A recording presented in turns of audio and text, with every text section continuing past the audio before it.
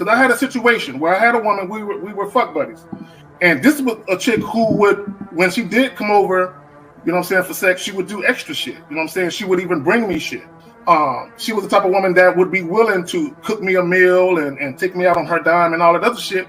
You know what I'm saying? So when she hit me up and was complaining about the fact that, you know, you don't take me out, what's up with that? And I told her, point blank, that's not what we do. When I get horny, I call you up. If you're free, I step through. If you get horny, you call me up. If I'm free, I fall through. I'm like, that's it. That's what the fuck we do. Women don't get with guys as placeholders. Do you know how hard it is to get rid of a woman who actually likes you, who actually respects you, who actually loves you? Do you know how hard it is to get rid of that woman? And you're not talking about some hypergamy? This is real simple.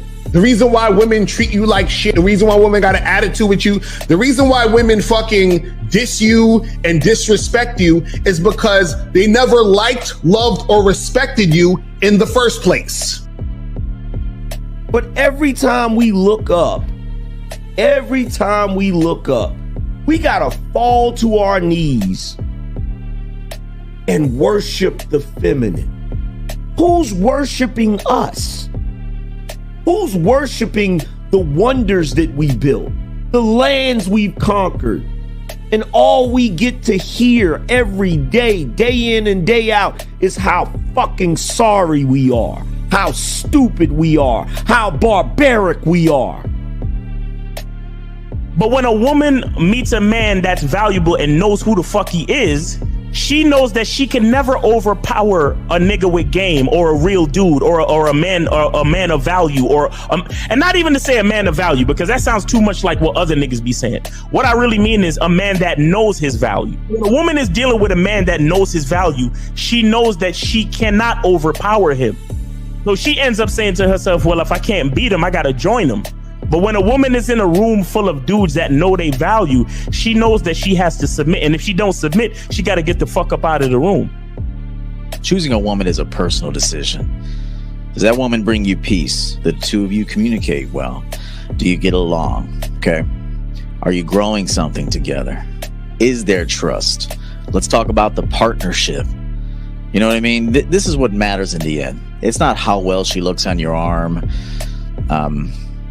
It's really not. And again, I'm not advocating you go with a woman you're not attracted to. Go with a woman where there's attraction, but don't make it the number one priority. And definitely don't do it with the mindset, oh, my friends will be impressed. Oh, my colleagues will be impressed. Man, fuck what they think. For all you surface dwellers out there and shit, how does it feel following all these motherfuckers on the other side of the streets talking about don't do shit? Well, if you ain't gonna do shit, then why don't you do man shit? Don't run away from fear. Don't dwell in the past. Don't give away your power. Don't feel sorry for yourselves. Don't make the same mistakes over and over again. Don't worry about what people think about you. Why don't you do some man don'ts if you're gonna do a don't anyway? Grass-eating lion. It's sad to see so many men suffer from bitch assness, and then women know there's such at an advantage with weak men. They try to shut me up.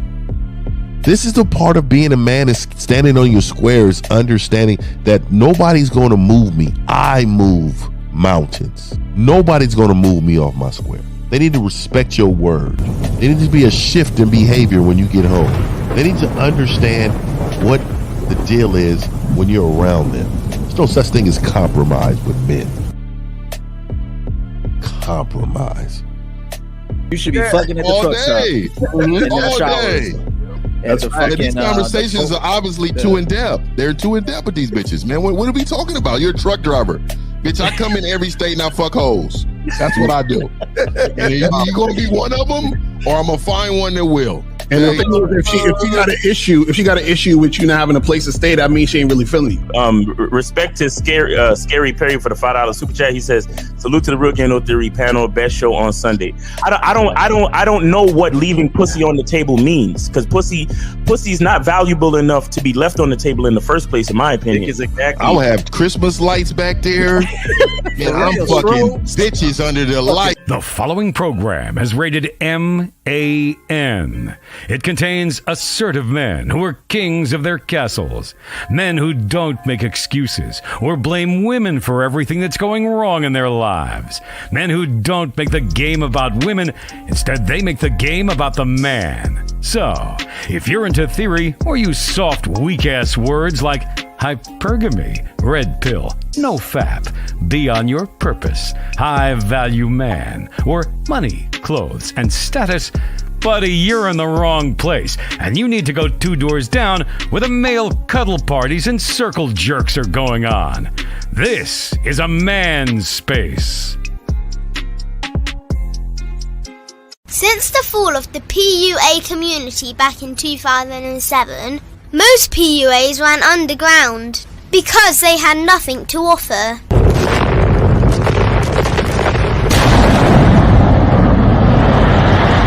The content creator has become the hero today, dedicated to one single objective: to declaw and defang any person who listens. They decided to join forces to create a cult, and never giving those who listen a solution. It's all about clothes, cars and money, deception and manipulation, indirect game, going your own way.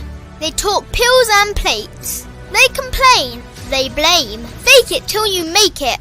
I just don't get it. A man doesn't need to lie to meet women. He just needs to learn how to spit flavour in her eyes and in her ears. Thanos broke down the game when he said, "As long as there are those who remember what was, there will always be those who cannot accept what can be." Even in darkness, a man can find light. Sometimes the world doesn't need a group of fake heroes teaching lies. Sometimes the world needs a group of anti-heroes to bring balance, order, and truth to the game. It's time to summon the authentic players of the game.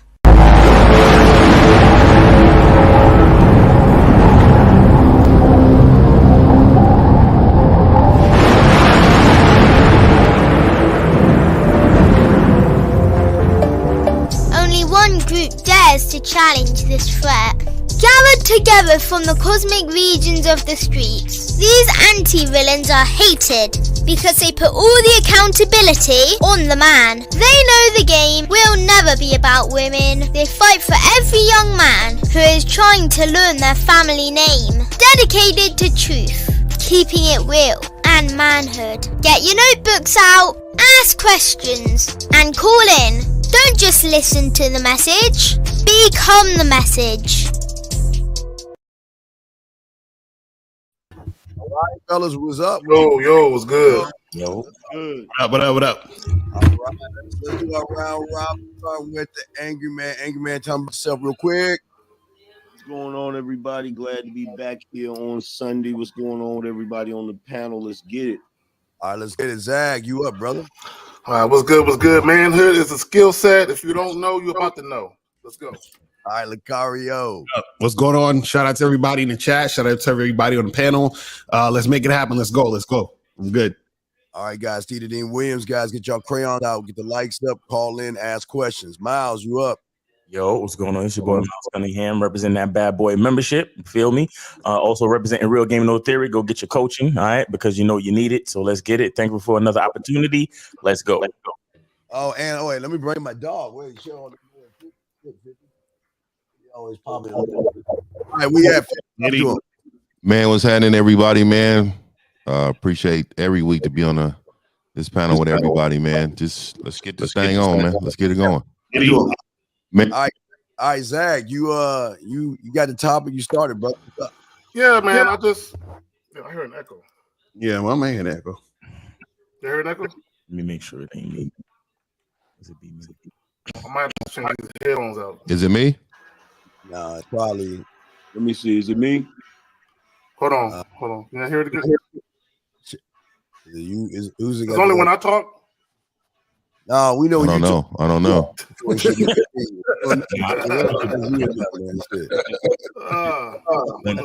1 2. Nah, I should be good. All right, are we good? We straight?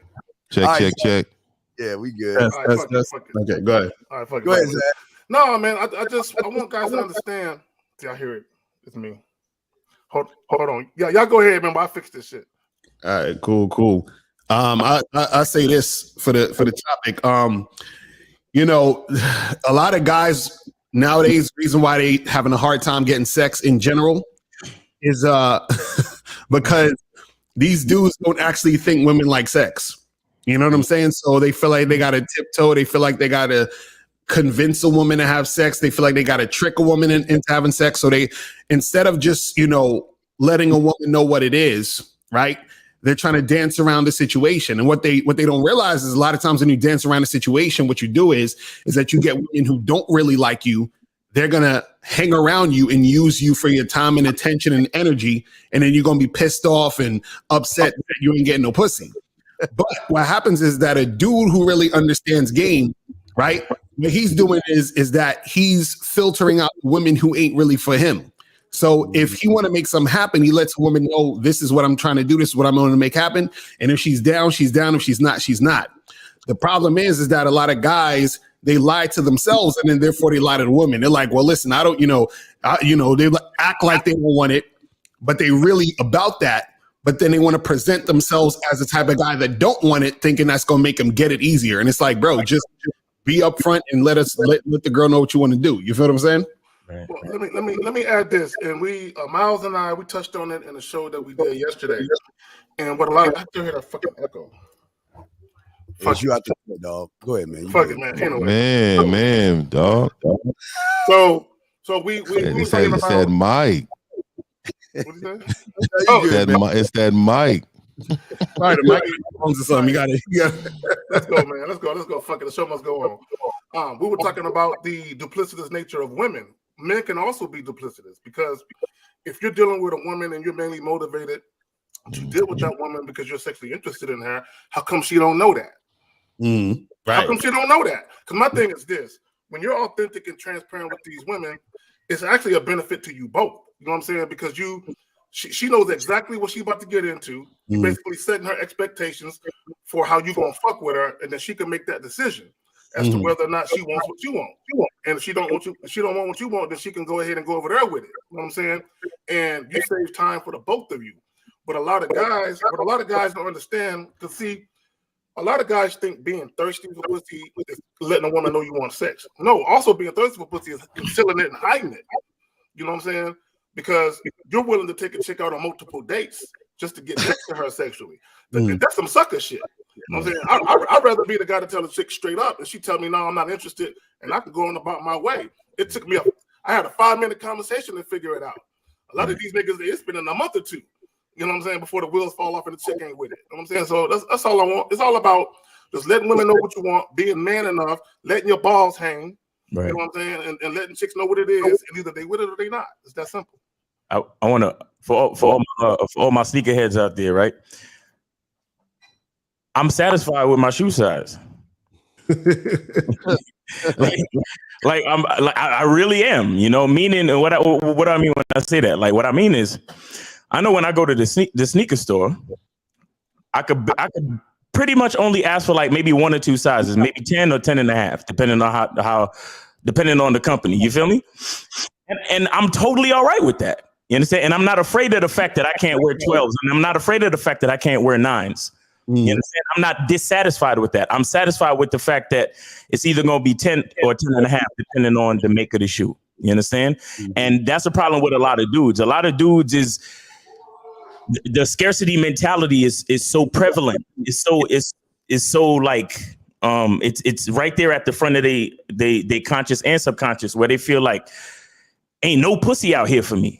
You understand? So it's like I gotta make sure I try to make fake connections with every type of bitch so I can get some pussy out here, because if I just be exactly who I am, I ain't gonna get no pussy. And right. But see, me, when I walk into the store, I know I could fit all the 9s, and I mean I could fit all the 10s and 10.5s, and I'm okay with that.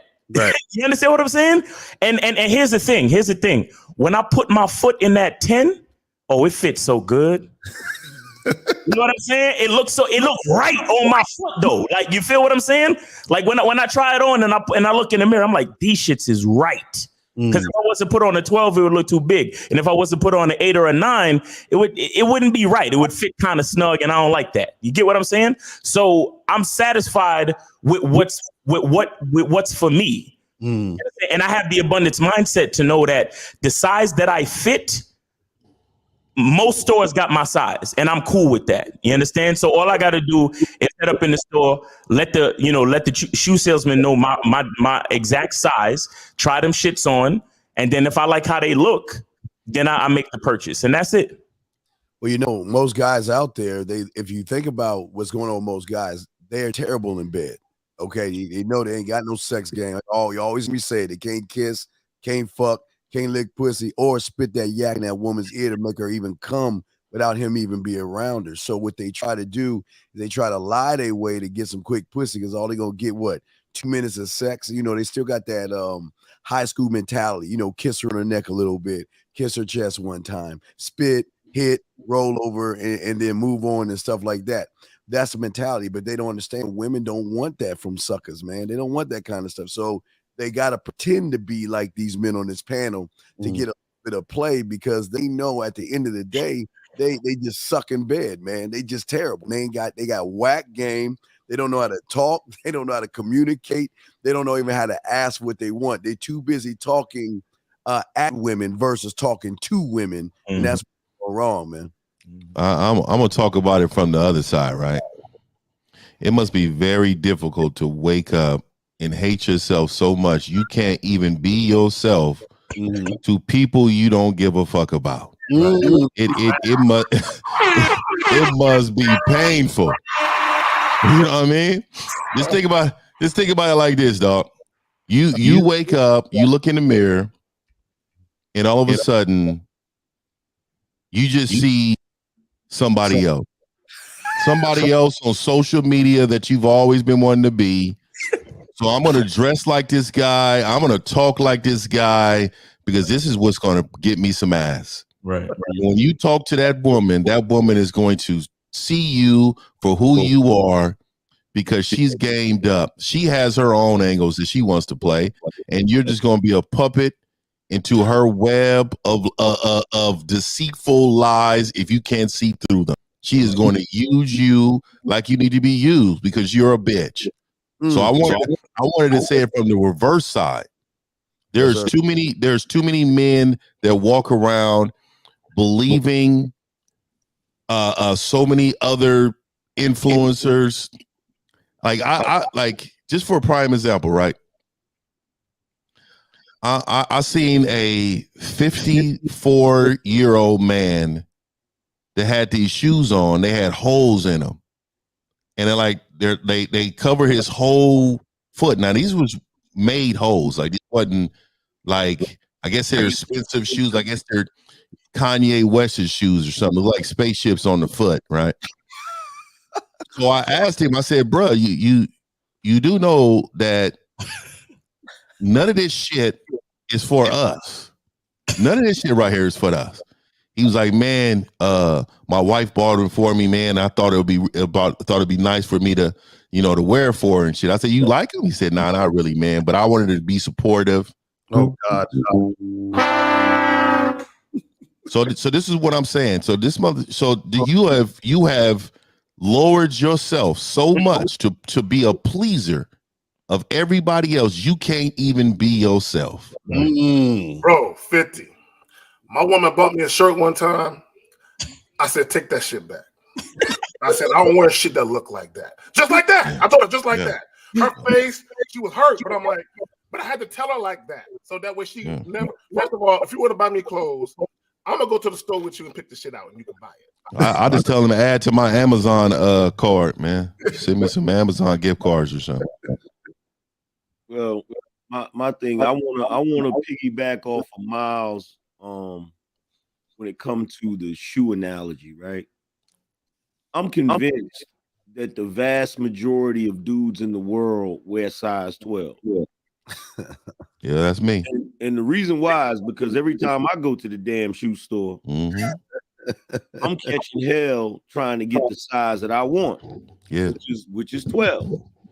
I'm also convinced that most of the dudes in the world wear a XL shirt. Now, regardless of how fierce the competition is, I'm still gonna get my shoes and I'm still gonna get my motherfucking fly shit. You feel what I'm saying? Now, if the new Jordans drop, I'm not about to stand in line. I'm not about to be fighting over that pair of sneakers. All I'm gonna do is sit back and wait till they get put on StockX, and I'm gonna buy them there. You feel what I'm saying? Even if I gotta pay the exclusive price for them. Now, that's game. For the dudes in the back, it's gonna think that analogy means pay more money. That's not what that means. The analogy means I'm willing to do my shit in a different way or run my game in a different way to get what I want or to give myself an advantage. Now, the analogy that I do need, there's the echo. That ain't me, is it? It's either you or K Dragon. Yeah, I don't think it's me. But anyway, so the analogy I want to use is this, right? When it comes to dudes not being able to get sex, right? It's kind of like playing baseball. You're in the dugout, everybody gets a turn at bat. But what you have is some dudes that don't even want to swing the bat. They don't even want to go up there and swing the bat. Why? Because they're afraid that if they strike out, everybody is going to laugh at them. Or everybody's going to look at them like they're less than, because they believe that every time they swing the bat has to be a home run. You feel what I'm saying? So it's also a matter of dudes running around here expecting a participation trophy. Dudes thinking that, if I don't, and like I know, any of you guys as baseball fans, like I know, nobody goes up there and freaking hits a home run every time. There is no. It's impossible. It's impossible. There's no professional baseball player. I don't care how good he is. I don't care if he's the motherfucking great Bambino. I don't care if he's Babe Ruth. He is not going to hit a home run every damn time. It's just not going to fucking happen. So dudes just got to learn how to take their L's with their W's and just keep it pushing and quit being a bitch. That's really what that is. Well, Angry Man, real quick, here's the problem. A lot of these guys are playing T-ball. See, they ain't playing baseball. They got and if y'all don't know, any of y'all listening out there listening, as we're saying, T-ball is when you just put the ball on the stick and let you swing. So they got this mentality and mindset that women are supposed to give them sex. They're supposed to be rewarded sex for doing nothing at all. Well, see, here's the thing, though, Steve, with the T-ball analogy. Most of them are playing T-ball and they still striking out. They're swinging at the. That's hilarious. They're swinging at the damn air and shit. It's like the ball is right there. It's right there, bro. Yeah. Let me add this, and this is what I want guys to understand. When you approach women, they know you're a stranger. Okay, they don't know you. You approaching, you being all friendly and shit, complimenting them. They know you want some ass. So a lot of times what women do is they sit back and they're like, I'm gonna watch the show. I'm gonna see what this guy do and what this guy say that's different from the last 10 guys. And they sit back and they just peep. And a lot of times what happens is they be like, man, this guy's a chump. He's boring. Now, when you got some game and you come with some shit, they're like, oh, I wasn't expecting that. I'm starting to think some shit that I wasn't thinking. He's cute, but I wasn't thinking about fucking him. But damn, he's saying some shit that got me thinking some other thoughts. But the average guy, he's very indirect, very passive. And the problem with a lot of guys is they try to act like they really want to know a woman. You know what I'm saying? Outside of the context of just having sex with her. But women, they've been dealing with men for so long, they know, they heard everything. And damn near every scenario you can pitch to a chick on some indirect shit, she's seen it, she heard it. Like Steve says, she's seen you before. Right. There's gonna be guys. Yeah. Go ahead. Here, this comment talking about trying to get a bad woman here in America is playing on hard mode, go overseas and play on easy mode. Listen, y'all motherfuckers is so goofy with this shit. Listen, there's no easy mode. You just paying for pussy overseas. Yo, but look. Then his name is Manly Karaoke. Look, hold on. First of all, The karaoke is actually singing on easy mode. So this nigga is trying to be a man on easy mode. Like that's his whole MO. So it is what it is. no, Miles, I'll take it a step further. He got his crayons on easy mode. That's why his damn icon look like that, bro. Yeah. Like real shit. Like, dude, be a man and actually take some pride in your shit, bro. What the hell are you talking about? Easy mode. Look, even if you want to talk about it from the gamer analogy, you suck, dude. You're never gonna put your shit on hard mode and really test your metal. Like, who the hell wants to play a fucking game with you and your motherfucking ass only want to play this shit? So you over there playing Call of Duty on easy mode, you'd never be on my team, motherfucker. Just because the language is different doesn't mean women can see a bitch. You're going to be a bitch if you're in Afghanistan, Pakistan, Russia, India, Japan, Hong Kong, if you're in the Philippines, China, wherever you're at, you're going to show. And just because her language is different, they can smell a bitch and you're easy mark. So tell these guys to go overseas. Hey, ready for this? You're gonna pay all that money for an airplane ticket. You're gonna wait in line. You're gonna fly 18 hours just to go overseas?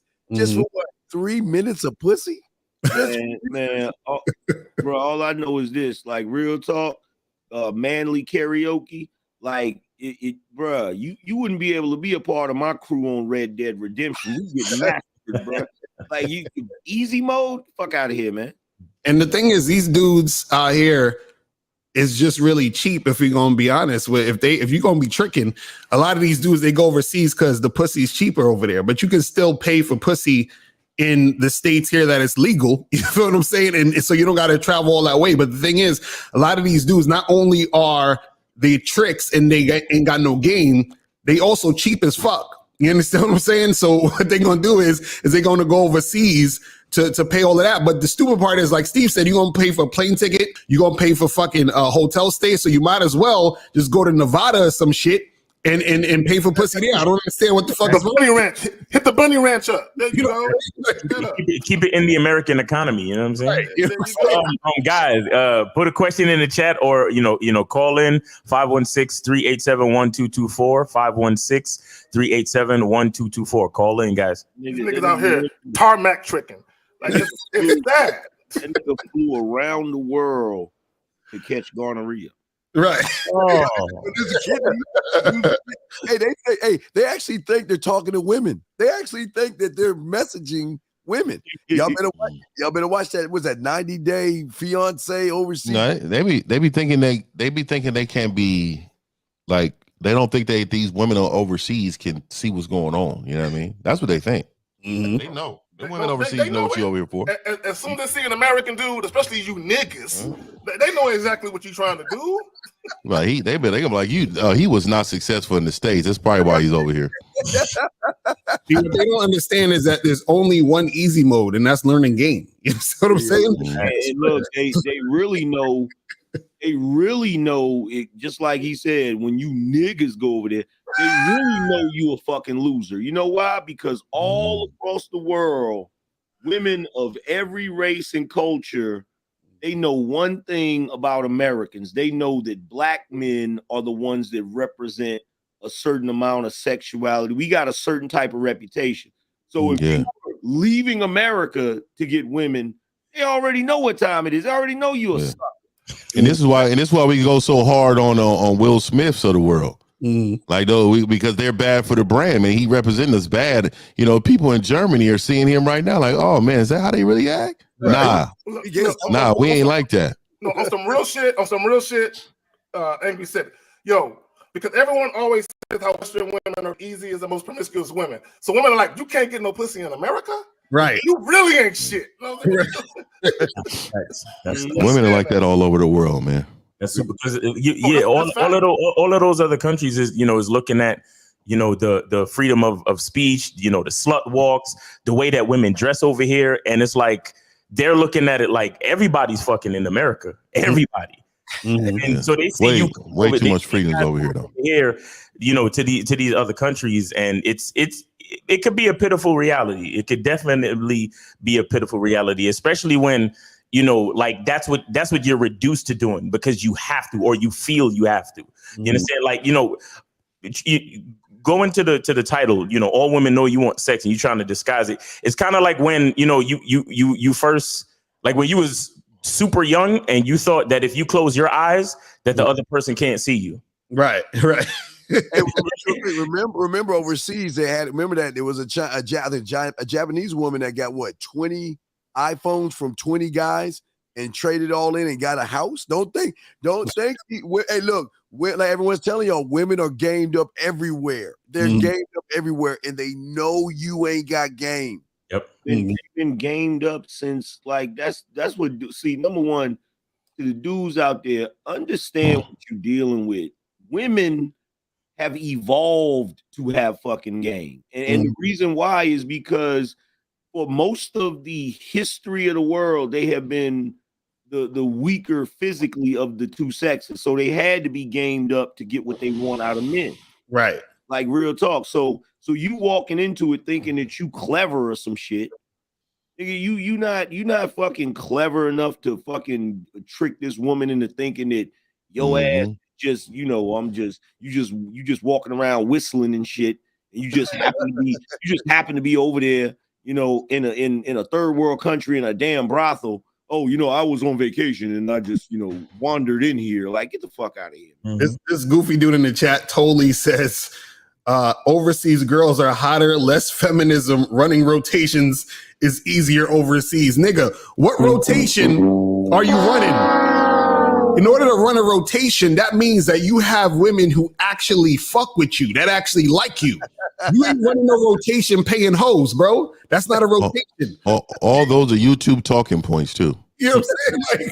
Like, saying about less feminism, and you wrote this is the only thing I don't understand about cats. See, this is the problem with dudes like this. Don't act like you a nigga with game and you a trick. Like, they be blurring the lines. Like, I actually had one of these goofy niggas hit me up talking about, yo, I be traveling overseas and I got more receipts than you. I'm like, nigga, what are you talking about? You paying for pussy. What the fuck you mean your receipts? Like, what is wrong with these dudes? Bro, you are an American. Do you know what that means to the rest of the damn world? X. You're a fucking American, bro. That's like an American dude going to a third world country and smashing a bunch of dirty foot broads. That's like Zeus bragging about how many humans he smashed after he left Mount Olympus. Like, it's like, so what, dude? No. Not angry man. We're not just gonna slide past the fact that you said dirty foot broads. I need to laugh at that just for a second. Just for a second longer, my nigga. Hey, that's like freaking Zeus going up to freaking Hades, like, hey, bro, yo, I just smashed like 20 humans. And Hades is like, so what, bro? I'm up here smashing goddesses. What are you talking about, bro? Like, fuck out of here. No, it's not even that. It's like Zeus coming down and paying human women to fuck. Yeah. Yo, we got a call. Let's get it. Bestowing blessings and shit. Like, I'll give you this blessing if you give me some. I'm like, ain't you Zeus? All right, 111. You're on live with the Real Game No Theory panel. What's up? Okay, I got a question. Steve, this question is for you because I spoke to you. You said you're an indirect dating coach. No, sir, I'm not an indirect. I'm not an indirect dating coach, sir. And it begins. I called you the other day. And you hung up in my face when I asked you. I hung up in your face because I hate bitch ass talkers because they all get on my fucking nerves. You have nothing to talk about. Ask your question. The panel and I will answer it. What is your question? You said what you said. It's past, but I'm It begins. What's the question, caller? No. I'm finna ask a different question I'm finna ask a different question. My question is, when I talked to y'all yesterday, you said there should be a reason why she would want to fuck with y'all. So some women will look at you and see a link, because that's what y'all are basically saying right now, and I'm in complete agreement with that. Okay, so what's the question? So the question is, how do you get her to see you for you? Because y'all on one end, y'all have up, so they want to caller. As soon as you open your cake ass mouth, she sees you for you. That's what you don't understand. Let me ask this dude a question, because there's a lot of dudes running around here with this shit, and this is the result of being trained to be a fucking woman, right? So let me ask you this question, bro. Let's say, for argument's sake, you pulled up your ass in real life, bro. I'm gonna let you talk. Let me finish my statement. I'm gonna put you on mute and now I'll let you back on. Let me finish my statement. And for the record, dude, I'm a trained fighter. You smacked me to be the worst mistake you ever made in your life.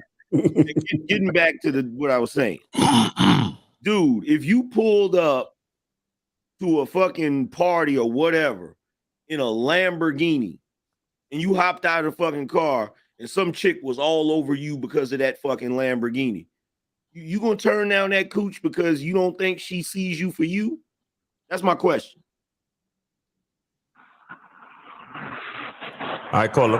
For one, me personally, even if I have a Lambo, I'm gonna keep that under wraps. I'm not even gonna show this. I'm not gonna present myself that way. Why? With that. If that's your lifestyle, why? Is this coming to America or something? You don't want her to view you and use you for your money? I just don't believe in leading with my wallet, and some of the people. You're not leading with your wallet. Your lifestyle is that. Oh, no, that's not leading. See, this is where the misconception comes in with this, right? It's not. See, when a dude leads with his wallet is when he goes out with the intention of trying to impress a woman with his money. But if you actually drive a Lambo, you're actually successful and shit like that. You going out just having a good time, that's not leading with your wallet. So if the woman sees you, because here's the thing, women are attracted to success. A lot of times it depends on the woman, but the woman might like you just because of the Lambo, or like, oh shit, this is a successful dude. You feel what I'm saying? So my thing is, if you see the chick, and the chick, bro, can you raise your Corolla window, please? We're hearing a whole lot of shit in the back. I'm gonna show some love. Raise the Lambo window, bro. Just raise it up real quick, bro. Whatever. So let's say you pulled up, or let's say that the chick come to your crib, you got a nice crib, or you got on some nice clothes. Are you really gonna say, I don't know if I want to deal with this chick because I don't know if she likes me for me? Number one, you're not gonna know that when you first meet her anyway. Yeah, but why is he asking about the woman? Why do you care so much about what the woman thinks, caller? Hey, y'all asked me this. You asked us a question. You asked a question, sir. You just asked us a question. Let me throw in. I didn't finish answering I didn't finish with my answer. So yeah, if I'm in a certain demographic or environment, like if I'm in the hood, I ain't gonna be in the hood in a Lambo. If I'm around other people with Lambos and shit, yeah, I'm gonna have my Lambo out then, and I'm not gonna care about the women because I'm in it's a different setup. That's a difference between me and you. I go to the hood. You can go to the hood with the Lambo. I'm going to the hood with the Lambo with the doors up, homeboy. Have the pistol in your lap. That's all. I don't want to be in a setting where everybody else got a Lambo. No. Yeah, the hood will respect you though too. If you that guy, they'll respect you. I want to be the only dude with the Lambo. What is you talking about? Wait. I'm still confused about his question. Yeah, so your question is, how does a woman know that you're that dude? Like, how does she know that you that type of nigga? Like, what is your question again? Okay, my question is, because like I said, I watch all of y'all. I agree with some of y'all more than others. My question is, going off of how Steve does it, he moves he speaks on embodying shit, which I agree with that too. It's some truth to that. So if you embody this shit, I just want to know, how can you be indirect and embody this shit? And Steve, I'm only saying this because on the phone call you said you was indirect. Now if you're not indirect, caller. Are you trying to ask a question, or are you trying to prove some type of inconsistency in somebody else's argument? Because everything about you, and here's your problem. Here's your problem, and I'm gonna let you go after this because I'm done with you. You have to understand that everything you ask and all of your energy is outside of you. You're asking about how does the woman see you for you, and why does Steve talk about indirect but embody at the same time? And I need to be, if I got a Lambo, I got to be where other niggas got Lambo. Everything that you talk about has to do with other motherfuckers. The question is, if you want the answer to your question is, if you want the woman to see you for you, you got to find out who you are first. You have a nice day. Take it easy. Yes, 30 years, never been in a direct, motherfucker. Do your homework, bitch. Because he called me and K-Zagging yesterday with the nonsense, and I'm like, come on, man. What is this goofy shit? I got a question. I got a question for you guys. What is this goofy shit where dudes like, okay, in the 90s, anybody that's Gen Xer up here knows that back in the day, dudes knew, okay, I'm going to get the freshest clothes, I'm going to get the flyest whip, I'm going to do this, I'm going to do that. And a lot of dudes knew they were doing that because they wanted to attract women, right? It's real shit. This is what dudes did, right? So my thing is, why is it when dudes achieve something or gain something, they're second guessing themselves as to whether or not the chick wants to be with them for them? It's like, bruh, you achieved the shit. You feel me? Because if you didn't achieve, let's say the chick didn't want to be with a dude that didn't achieve the shit. Well, she's not with the dude because the motherfucker didn't accomplish what your ass accomplished. Why are you not ready to benefit from the fruits of your fucking labor? I don't get this shit. Right, because a lot of them, the reason why is because in the back of their head, they still know that they ain't shit. That's the problem. Like they got this stuff. Maybe because they don't know shit. All right, hold on. 323. You're on live with the Real Game No Theory panel. What's up? Okay, I'm going to answer the guy's question. Yeah, we've been positioned as men in order to become rich and to look flashy in order to attract women. That's because of the conditioning. But when you already have that particular status, I think it's natural to try to wonder, does this girl really want me for me? It's a normal, natural question, especially when you take a look at the divorce rates. The first time divorce rates are around. What does the got to do with me? Caller. That's the thing. I see what you're saying. You said, how do I know if the woman wants me for me if I got all this shit, blah, blah, blah, blah, blah, right? The reason why you would ask that question in the first place is because you don't believe in yourself. That's why you would ask the question in the first place. No, that's absolutely correct. The only reason you doubt is because of you is because you don't believe it's because of you. Caller, why are you bringing up the divorce rate? Wait, caller, answer the question. We got to stop you there at that bullshit you said. What does the divorce rate got to do with all us motherfuckers on this panel? I'm going to tell you if you guys want to listen, but if you guys are going to keep on, it's not running your mouth. Answer the fucking question. And contribute to your show. Bitch, answer your question. Go ahead.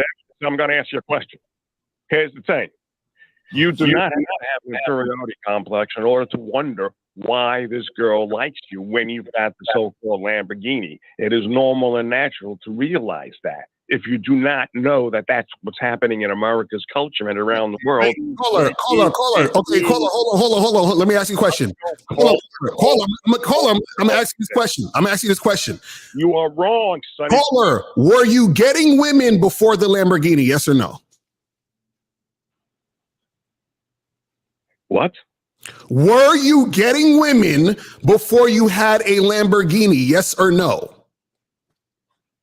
If some guys are, yes. Man, this motherfucker,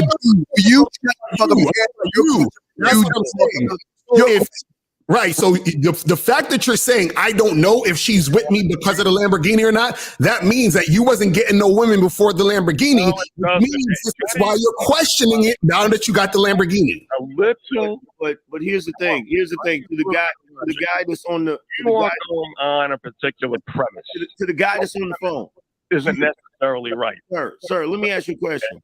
Jesus. Sir, Yeah. let me ask you a question.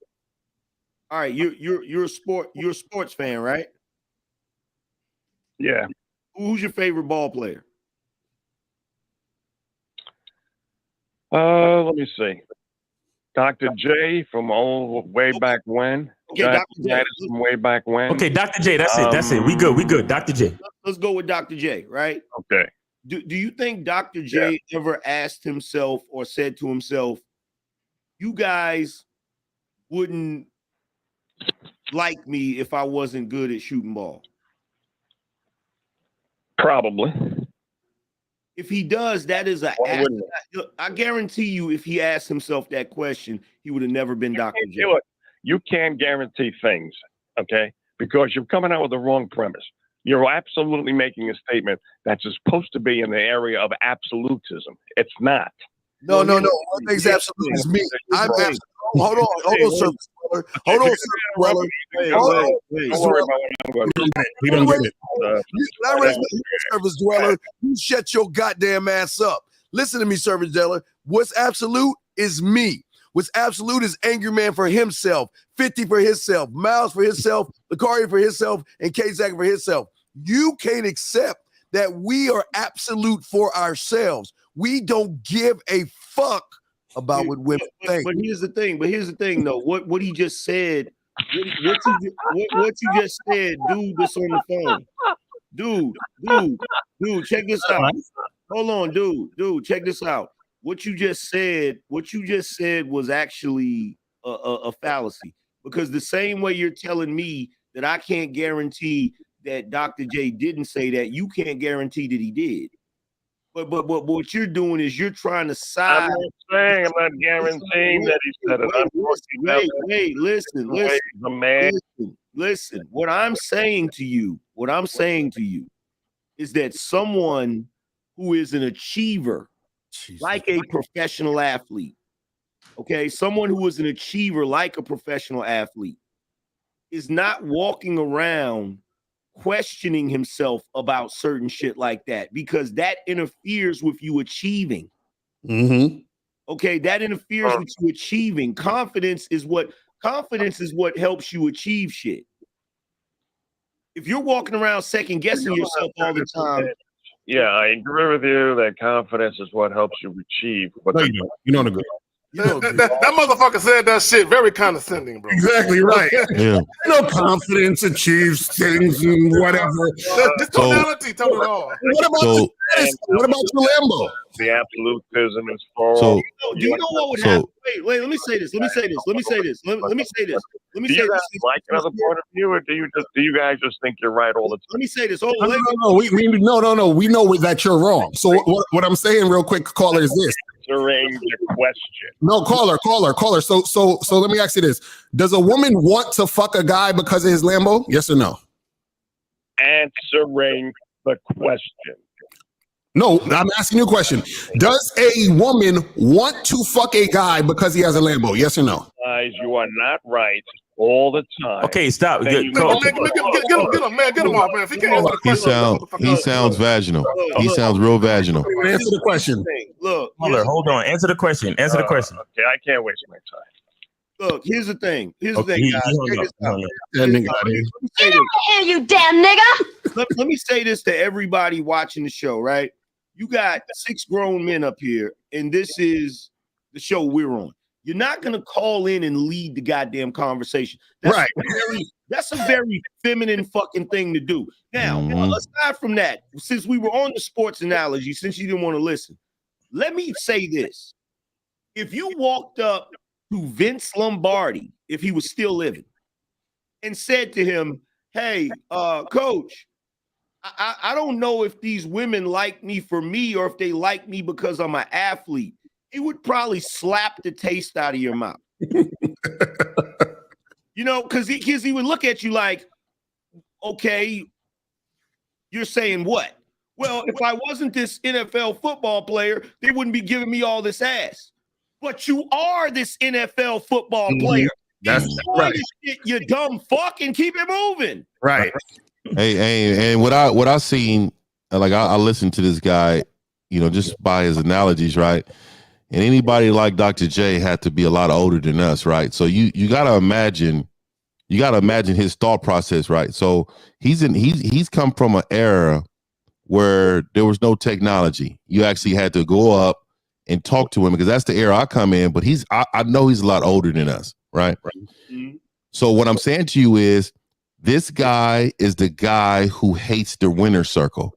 Mm-hmm. He called in with the whole notion is, I'm going to talk these guys at the fucking middle of the quad in high school with all the fucking women around.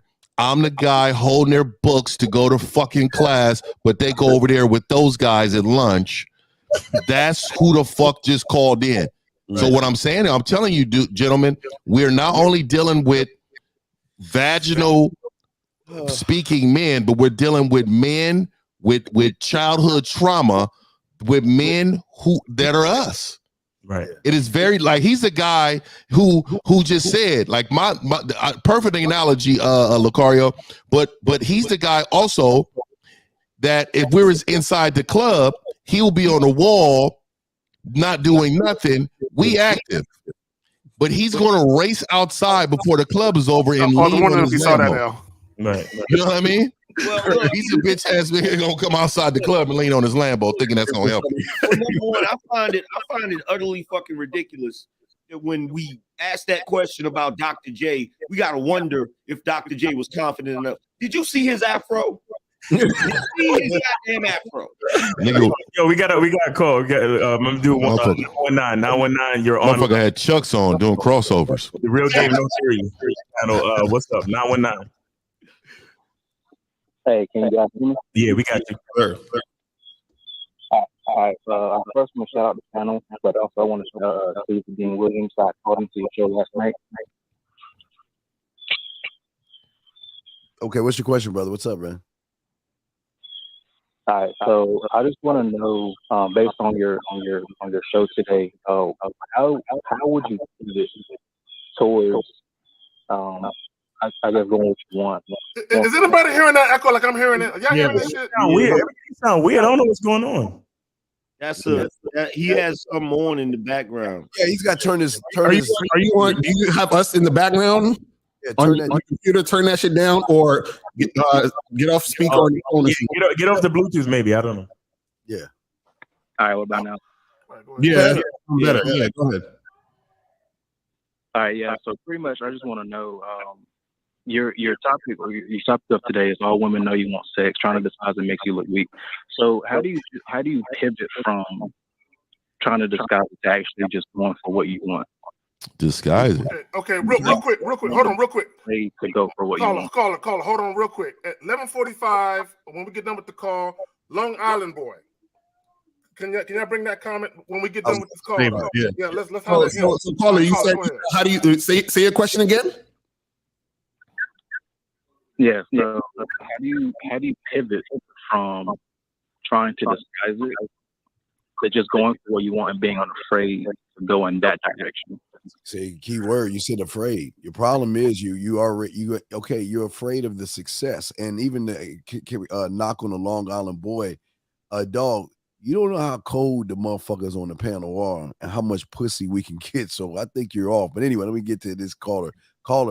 The thing is that we're trying to tell you that you don't have enough confidence in yourself and your skill set to be able to be honest with a woman and stand on that. You want to, it's like you want to beat around the bush with her. You want to ask her how she's doing or ask her how her day is and all that other silly shit that y'all conjure up thinking that women want to hear all that silly shit. We don't care. This is what we are. Either you're down or you're not. If not, we'll move to the next woman. Right. Caller, let me ask you a question. You got a job? Yes. Okay. Do you like getting paid? Yeah, I like getting paid. There's better ways to get paid, but I like getting paid. Right. So does your employer have to disguise your check, or are you willingly just gonna take the check? Nah. Yeah, I'm gonna take it. Right, because you want it. So what happens is that you don't have to disguise it, because he doesn't have to disguise it because he knows you want it. It's like, yo, just take your shit, you take it, and the transaction's done. It's already happening. A lot of guys don't believe women want sex from them, which is why they disguise it to try to sort of trick them into making it happen at some point. You see what I'm saying? Yeah, bro. You're like a fat kid walking into a cheesecake store, thinking you're gonna convince them you don't want no damn cheesecake. But the funny thing is, they want to give you cheesecake. What's the point of the cloak and dagger? What's the point of the damn pretend? Yeah, why do you think you need to disguise it for? Well, I personally don't think I need to disguise it. But my issue is like I don't care about the hey, how you doing? So I don't even send those. But my issue is going from passive to pursuit. Does that make sense? There's no. Listen, everything that you do, remember, I said this yesterday, everything that comes out of your mouth sets you on a pathway. As soon as you open, not even know, as soon as you open your mouth, as soon as she notices you noticing her, it sets you on a pathway or either being the friend, the creepy guy, or the loser. The thing about these men on this panel, what throws the woman off is they can't see anything but the man that is in front of them. That's what makes us different. That's what makes us exciting. We're not trying to be what we think the woman wants to be. We're what we are, and they've got to fit into what we do. That's what we're trying to say, sir. Like jump on a moving train, either way, but it's gonna keep moving regardless. What? No, the letter A. I always talk about the A. A will always be A, right? The letter A. Caller. Anyway. Caller. See, here's your problem. You see, your analogy just now about jumping on a moving train. You think that you're the fucking guy jumping on the train. No, motherfucker, I'm the train. She got to jump on me. Like, what are you talking about? Like, yeah, you guys, all y'all motherfuckers just hate yourselves so fucking much. Like, you swear to God, no woman will ever like you. I think he was saying that he's the train. That's what I think he was trying to say that. Yeah, like I'm the train. Like she has to jump on the moving train. That's what Steve is saying. I'm just putting in an analogy. Right. So that's what I'm saying. So now that you know that, understand you ain't got to disguise shit. You understand what I'm saying? That's what we're trying to say. Look, let me say something real quick. Let me say something real quick because her caller, and this is not necessarily to you, but there's a lot of goofy ass niggas in the comments. Look, let me tell y'all something. If y'all think about the foundation of what we try to teach y'all motherfuckers, we try and tell you to be a grown fucking man about your shit. Right. Okay, period. Okay, grown men don't lie to women. Mm-hmm. Grown men don't pretend they want one thing, but they really want another. Mm-hmm. That's not what the fuck we do. I'm saying, as a grown ass man, you tell motherfuckers what the fuck you want. Either they like it or they don't. And if they don't, they can get the fuck on. It's that simple. That's like bitches out here. Exactly. I hate you motherfuckers. Man, I got it. Yeah, well, caller. Let me ask you a question. Do you think game is about tricking a woman into liking you? Absolutely. Absolutely not. So what is game then? What the stuff we talk about as far as game? What is that? What does that mean to you? Yeah, like what I'm learning in real time. Like I got the puzzle and I did the puzzle last night. But what I learned is game comes from the inside out. But we're trying to fix things from the outside in. Right. Okay. So what's your? Do you have another question then? Oh, he just hung up. All right. Man. Call in is 516-387-1224. 516-387-1224. This is why they lie. They lie. This is exactly why they lie, because they can't stand on anything. They don't know what to have, no idea what to do. I'm sorry. That is the weakest fucking shit I've ever heard in my like. Yeah, I'm gonna put this little tidbit out there. Okay. You got guys wondering how they're going to say this and how they're going to say that. Do you guys realize that every relationship I've been in, every woman I've dated, I've had a lengthy conversation with them about polygamy and me having multiple wives.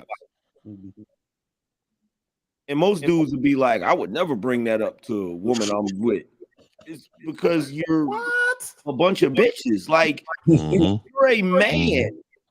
So if as a man, You have dominion over the earth, motherfucker. You're supposed to be like, who the fuck is worried about whether or not a woman is gonna disapprove of what you say? Like, you say the shit, and if she did, you know what's so funny about it? What's so funny about it is they don't even understand female nature. Usually, the woman is more into you when she disapproves of the shit you say. Mm-hmm. Right. That's a little too deep for them, AM. I don't know if they really understand what you're trying to say. Yeah, it's hard for them to understand that shit. They're trying to get the woman to like them in the first place. So what the fuck you think they're gonna do if she disapproves of what they say? They fucking out. But we got 302. 302. You're on live with the Real Game No Theory panel. What's up? Hello, good morning, gentlemen. How are we today? What's up? Hello. Damn. Let me. Yeah, I don't know. We might have to each mute our mics when we're not talking to something. Except for Miles, because Miles needs the phone lines up. But let's all mute the. We muted. Miles, don't mute your mic though. You can't mute your mic. Hey, sorry, Cola. Go ahead and repeat that.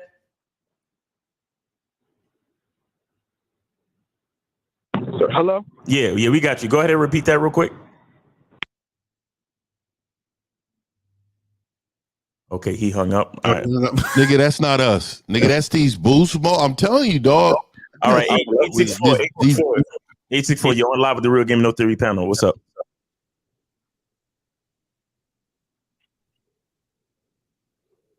Yo.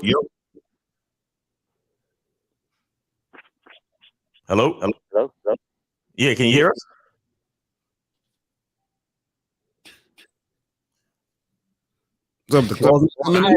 I had an issue with this yesterday. Let me. I'm gonna redo the phone lines real quick. Yeah, talk amongst yourselves. Yeah. All right, cool. So that echo. I hear that fucking echo again. Yeah. Y'all niggas go ahead, man. Shit, it's irritating the fuck out of me and shit. All right. Oh man. I want to talk about that bitch ass nigga he called in with the SpongeBob voice, and he was talking mad shit, really over, like trying to take over the conversation. Mm-hmm. Like for me, dog, this is, I'm telling you, man, internet done changed a lot of people on how they respond to other men. Yeah, like I'm like in my day, we wasn't used to this. So I was talked to correctly until somebody felt like they can whoop me and they gonna talk to me any old way. You know what I mean? But the internet then got cats like Angry Man said. He like dude was calling in talking bad shit. And he said, man, hey man, I'm a trained fighter, dog.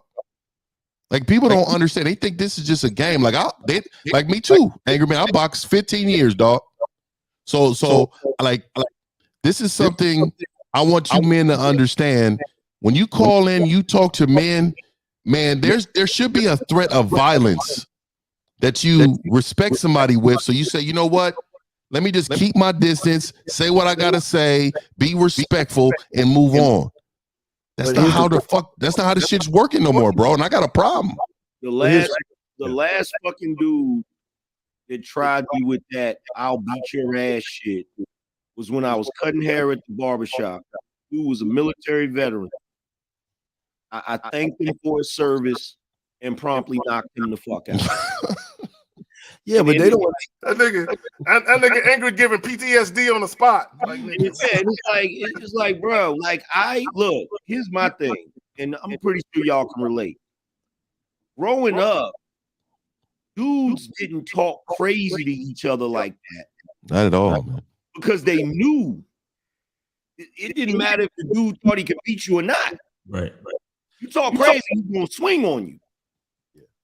And where I come from, the only thing we prided ourselves in was getting money, fucking, and fighting. And the hands, hell yeah. Pretty much. That order, but Let me see. Let me try to find again. Yeah, Listen, not in that order, but definitely.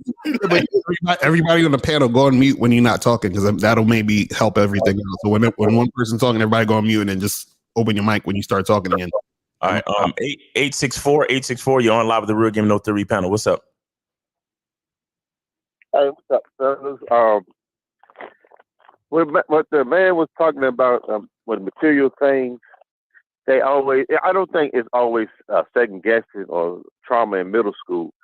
It's like you probably have about a couple of, average women and all this stuff, but you have some kind of fancy car or a supercar or a big truck with some rims or whatever.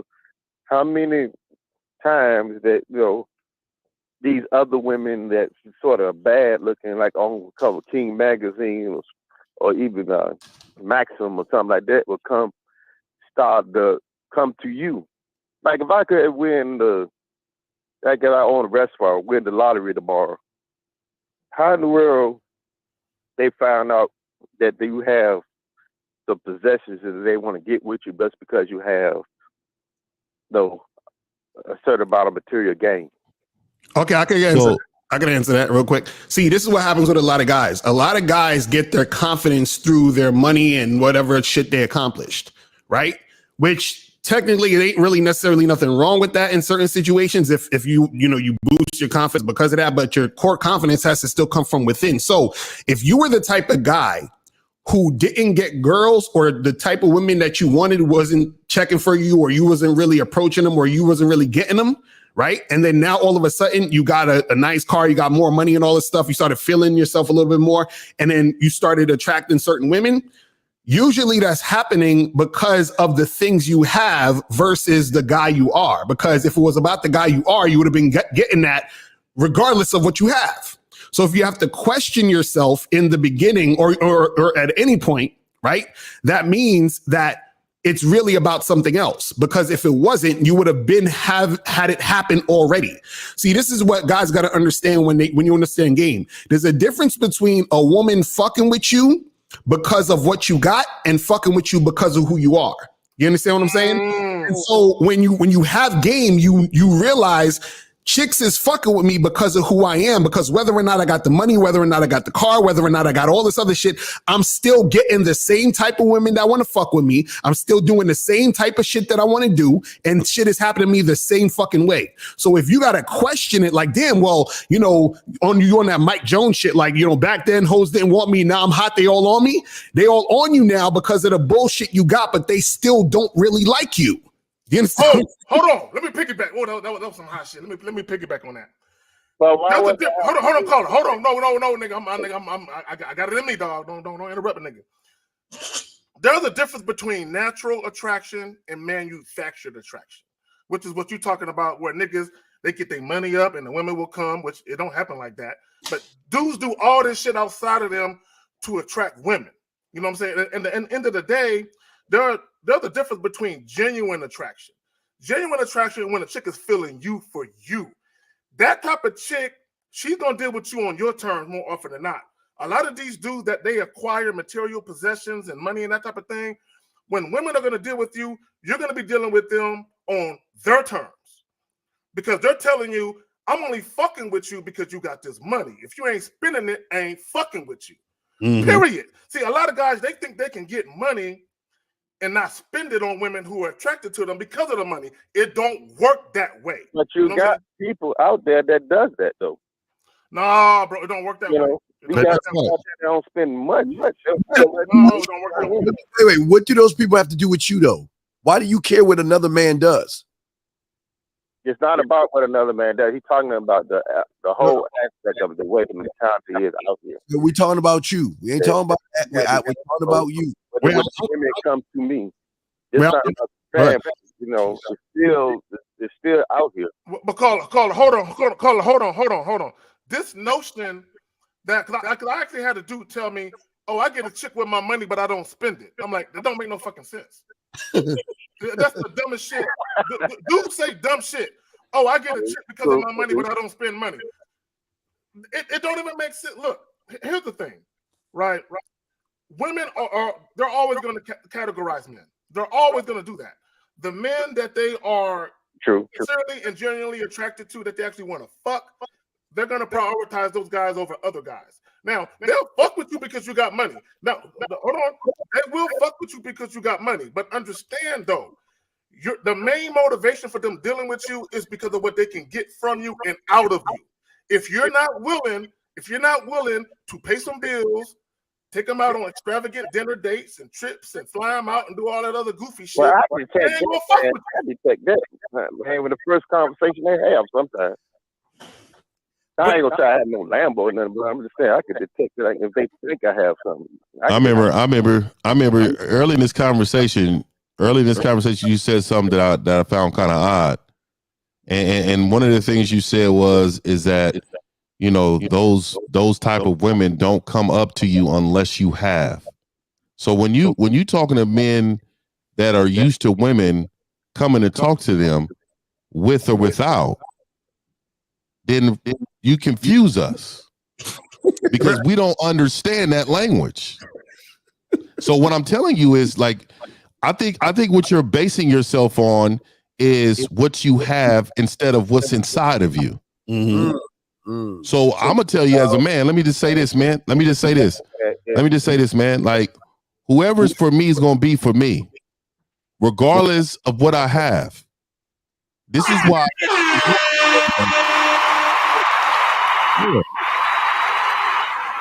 I can go to Walmart, hoop shorts, white tee, and a hat. It don't matter. They come in grows, bro. Mr. 1950. I really don't understand this shit, bro, because I used to be able to get pussy even when I couldn't get a job. Yeah, straight up.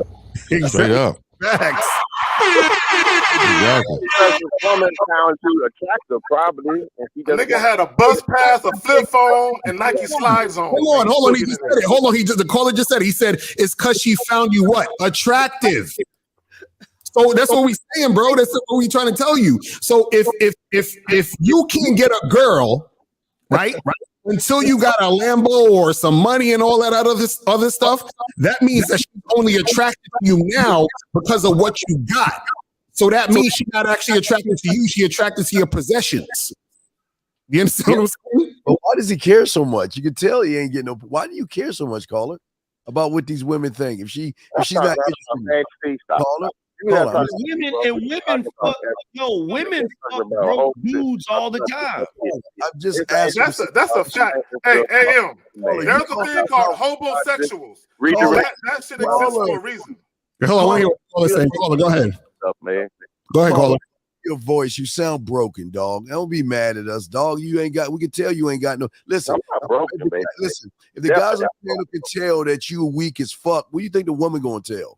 She knows what you are, dog. But yet you over here pandering about one woman turning you down. Why do you care? I'm just asking you, why do you hate yourself so much? I've been turned down many times. I don't care about that. What the fuck are you calling us about then? What is your question about then? Man, that's what I was explaining with the conversation earlier, man. We was explaining. That's it. I don't give a damn about all that. All right. We called in. That's all. All right, caller. We appreciate you, man. I'm gonna get to the next call. You be safe out there. All right. Appreciate you. These dudes act like they act like a fucking carnivore can't tell you've been eating grass your whole fucking life. That's fact. Kizak, you good? Or no. I just want to say something because the dude said it's a comment. He says, "Then leave you for another nigga with more." That's not necessarily true. Women will actually leave a nigga with more for a nigga with less. Mm-hmm. Okay, believe that. See, a lot of dudes don't understand that a kid will be dealing with $100,000 nigga and leave a nigga that's a manager at Burger King making 45. You know what I'm saying? Because that nigga putting it down in the bedroom. Yeah, well, let me out this, man. I ain't gonna say his name, but when I was 23, 22, I know y'all don't remember the Sacramento Kings. It was pretty good. There was a quality player on that team that I was hitting the bottom of his chick on a regular basis. And I'm gonna put that out there because I ain't gonna say the name, because she's a part of my IG, and we've been cool for many years. But I will tell you, they were together at that time. This is a Sacramento Kings player, bro, and I was just out of college. Yeah, bro. I went to a fucking soul festival, and there was a certain R&B singer there that later ended up dating an NBA player. It was all on my nuts, and I literally was there with some fucking shorts, some fucking slides, and a fucking wife beater, bro, and cornrows, and she was all on my shit, bro. Yeah, but like, real shit, like they don't get it. Yeah, wait, quick. Like you were saying, Zach, even if she messes with another guy, who's to say she ain't gonna give us the pussy?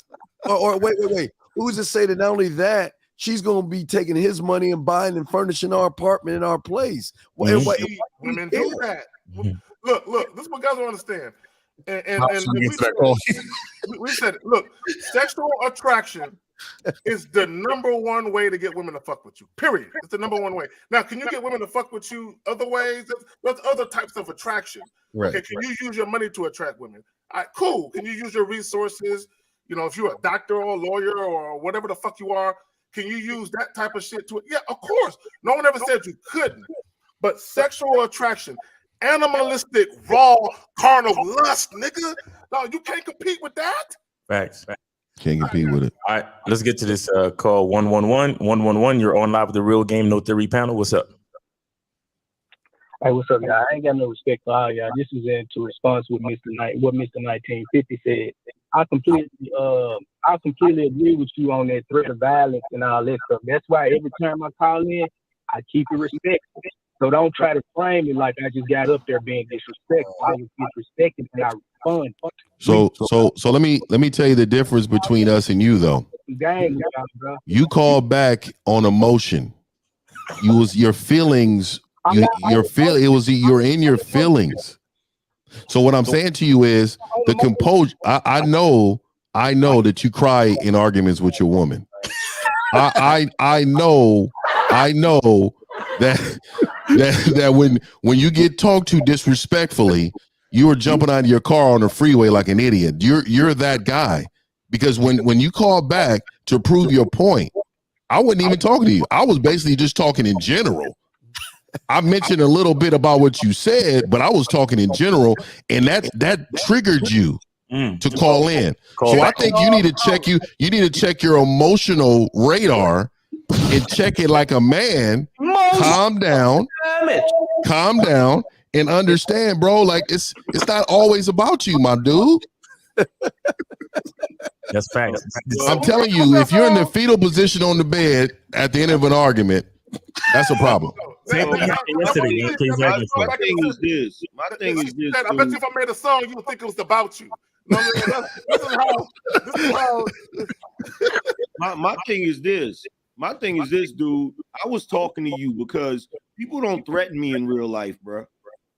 Real life. Fuckers don't walk up on me. Yeah. I don't have the demeanor that would make a nigga think it's sweet to just walk up on me and say I'll slap you.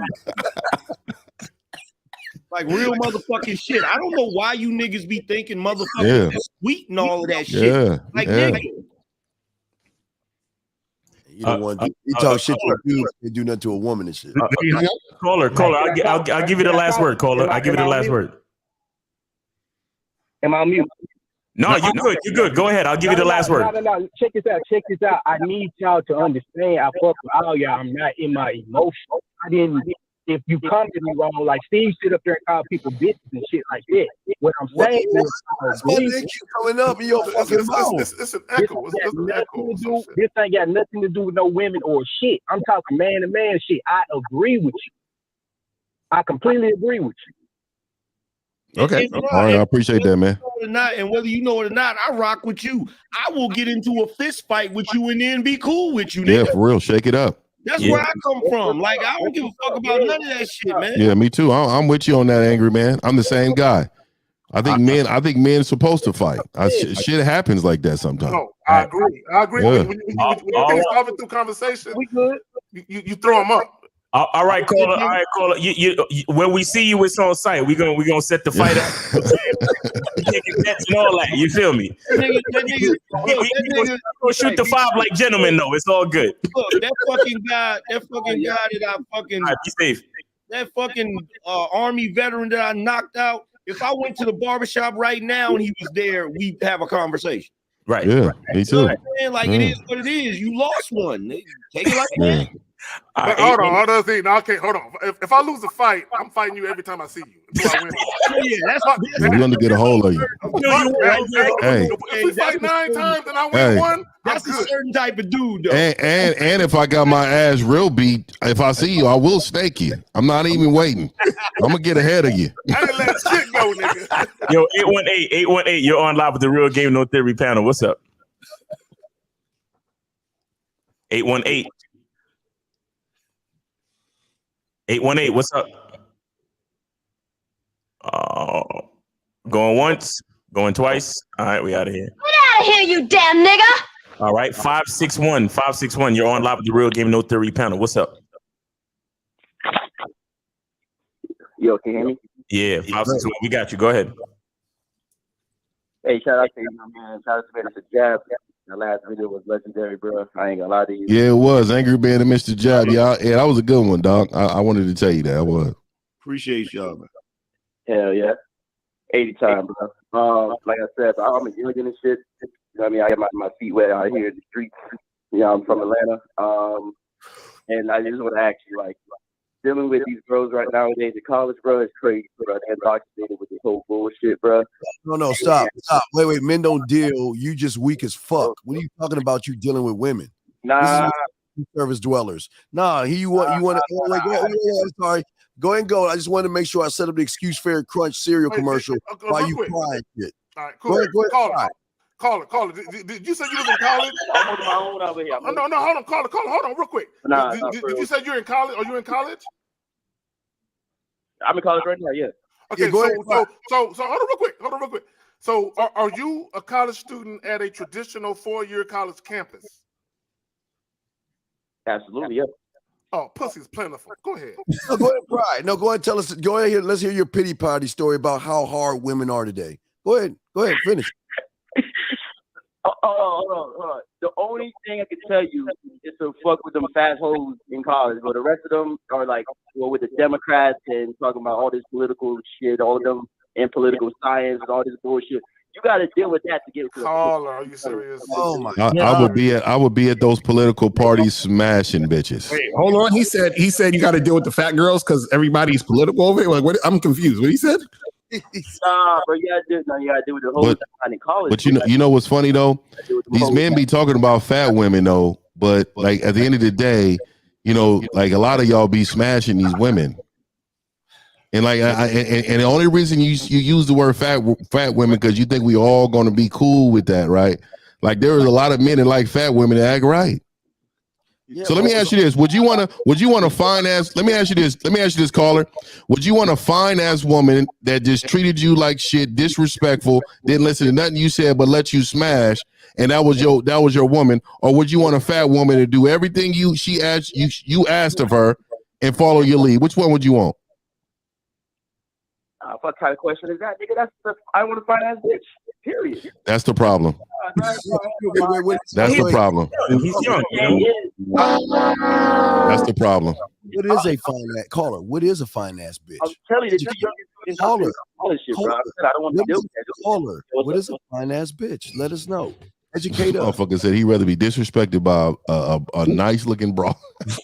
Yeah, caller. What is a fine ass bitch? Tell us what one is. What is a fine ass bitch? You want me to think somebody that's a celebrity or he's young. Hold on. There's no such thing as a celebrity. I'm a celebrity. Let me ask him a question. Hey, caller. Hold on. Right now, as we speak, do you have a crush on somebody? Do you? No, bro. Listen. I have my little rotation, but I gotta deal with it. Nigga, you ain't got no rotation. Hold on. You have a crush, nigga. Stop. How many girls in your rotation? Car, I'm set when you're ready. Caller, how many girls in your rotation? No cap. 6 right now. Six How right much? now. Right now, it would be 6, bro. Straight up. But you complaining? Wait. Everybody says 6. Wait. Hold on. So you got 6 girls in your rotation. Okay, so what is your question that you're calling in today about? What is the question? I'm questioning exactly how to get more hoes. Line up the song, Steve. Steve, and Lucario. Please, Steve, tell me when you're ready. Ready. 3, 2, 1, go. Why the fuck you lying? Why you always lying? Oh my God! Stop fucking lying. So, caller, why do you? Okay, caller. Real quick. Can I say something real quick? Go ahead, Let me just say this real quick. And I'm not speaking for the whole panel. I'm speaking for myself. I will take a cooperative bitch that got some sense, that's built like Jill Scott. I like Jill Scott, by the way. Before I take a hard-headed chick built like Rihanna. Yeah, you're right. 100%. Me too. I agree. Oh, caller. Real quick, caller. If you got 6 women on your roster, why are you calling us for advice to get a 7th? Yeah, what? Yeah. Okay. Because none of them are listening. He going on dinner dates with all of them. Why? Fuck you, all 6. Hear this though. Hold on. This nigga brand prepaid comedy tickets. Nigga, wait a minute. I gotta hear this. Hold on, guys. Hold on. We gotta hear this. Caller, answer the question. Why do you need our help if you got 6 chicks on the roster? Why can't you get another one? They're a headache, bro. I'm telling you, I'm asking you what do besides dealing with no game. They get straight to the point. I want to get to the point besides text all day. Yo, caller, you're done. You're the only reason why you're macking on accident. You got 6 chicks on the roster supposedly because you're in college and you're young. You're macking on accident, bro. Because if your chicks are a headache, that means you're doing something wrong. Period. Look, right. Y'all miss what the problem was. Bro, he got 6. Hold on, I'm gonna tell you what his problem is. Hold on, bro. I'm gonna tell him what his problem is. Y'all want to know what it is? He's asking y'all a question indirectly. See what it is he's got 6 fat hoes and he's trying to figure out how to get a skinny one. Exactly. Don't do it like that, bro. We from Florida, bro. No. In actuality, he said you got to deal with the fast broads on campus. He didn't say fat. The fast. Oh, he said fast broads on campus. So, dude, here's the thing. You talking about you got 6 broads on rotation, right? Let me ask you this. You said they're a headache. So let me ask you this. Do they know about each other? Somewhere, some. No, nigga, no. Hold on, caller. Have you hold on, caller. Have you smashed all 6 of them? Have you had sex with all 6 girls? Caller, have you had sex with all 6 girls? Oh, I had sex with 5 of them. How's one in your rotation and you ain't had sex with her? Right. Well, see. Hold on. Graduation. I'm not gonna let this nigga get away with it. Hold on. I'm not gonna let the caller. I'm not gonna let you get away with it. Angry asked you, do they know about each other? You should have said yes. You didn't. You was like, which means that some of those women you dealing with believe they're the only chick. Hold on. No. Hold on. Let me finish my thought. Hold on. Let me finish my thought. Caller, let me finish my thought. That means at least one or more of those women believe they are the only chick. Tell me I'm lying. You ain't lying. He is Mr. StubHub to these women. So caller, apparently, caller, I need you to realize something. I need you to realize the reason why these chicks are a headache is because you're the one causing the headache, guy. Exactly. Right. You know that? Do you understand that, caller? Because you running around here trying to pretend like you a one-woman dude and trying to keep that lie going. Nigga buying flowers for all 6 of his bitches. Right. And caller, I heard you say they're a headache because you got to text all day. And why are you texting all day? You got to keep them entertained, bro. They ain't trying No. Oh God, no. Well, okay, caller, why do you think you got to keep them entertained? Why, caller? Why do you have to keep them entertained? Let me correct myself before, bro. Listen, I told y'all, two of them know each other. They in the same sorority. They in the same whatever. Man, bro, do they come over at the same time? You are a liar, sir. Caller, we know you lying. Caller, we know you lying to those women. Caller, we know you lying. All right, let's call one of them up. Let's just. No, don't call these bitches out. listen, caller. What I want to know is, right? What I want to know is, why do you think you need to entertain them? Why do you think you need to entertain them? Huh? Yeah, because they're young, bro. They hoes always want. Okay, there's two things that the hoes want. They want dick and attention, bro. All they want is fucking attention, bro. They can hold this like I want older women. Oh, he young, man. Yeah, wait, how old are you? How old are you? How old are you? How old are you? I'm 23. 23. Okay, yeah, you definitely know. So this is the thing, bro. Do you realize that you can have the type of relationships you want with women by you being the leader of the relationship? So the reason why you're having a headache is because you're entertaining the women instead of telling the women what they should be doing. Do you understand that? Okay. Or we can say, L, that he's dealing with women on their terms. Right, exactly. That's why. Right. Fucking texting them. Hey man, like so what you saying too is you looking for love in college, because I don't know nothing wrong with the fast girls in college. Like, what's wrong with them? Like those are my Those are the best ones. Fast. I think the typical masculine bitches that talk about they got the degrees and shit, bro. They act like niggas, man, why you be watching these podcasts, man? Why you be watching these dumbass niggas on the YouTube? You should have knew that the moment he said DNA. This nigga just referenced DNA. Wait, hold on, real quick. For the guys on the panel, do any of y'all know any masculine bitches? No, I don't know any though. I don't know any masculine bitches. No, I don't know one. I do see them on YouTube doing like little things they be saying masculine women. Check out the little compilation. Right, then I'll see them on there, but I've never seen that animal. Caller, I'm gonna tell you something. The only guys who know masculine women are feminine men. Oh shit! Oh, right there. That is fact. Ain't no way. Ain't no way, boy. Ain't no way. That is fact. What you mean ain't no way? You said it. You said it unprovoked. He set it off. No, you said it yourself. You said that you need to keep the women entertained. That means that you're following them. You're the court jester. Women are your masters. You're like, yes, a boss. I'm gonna text you, boss. Yes, boss. I'm like whatever you want, boss.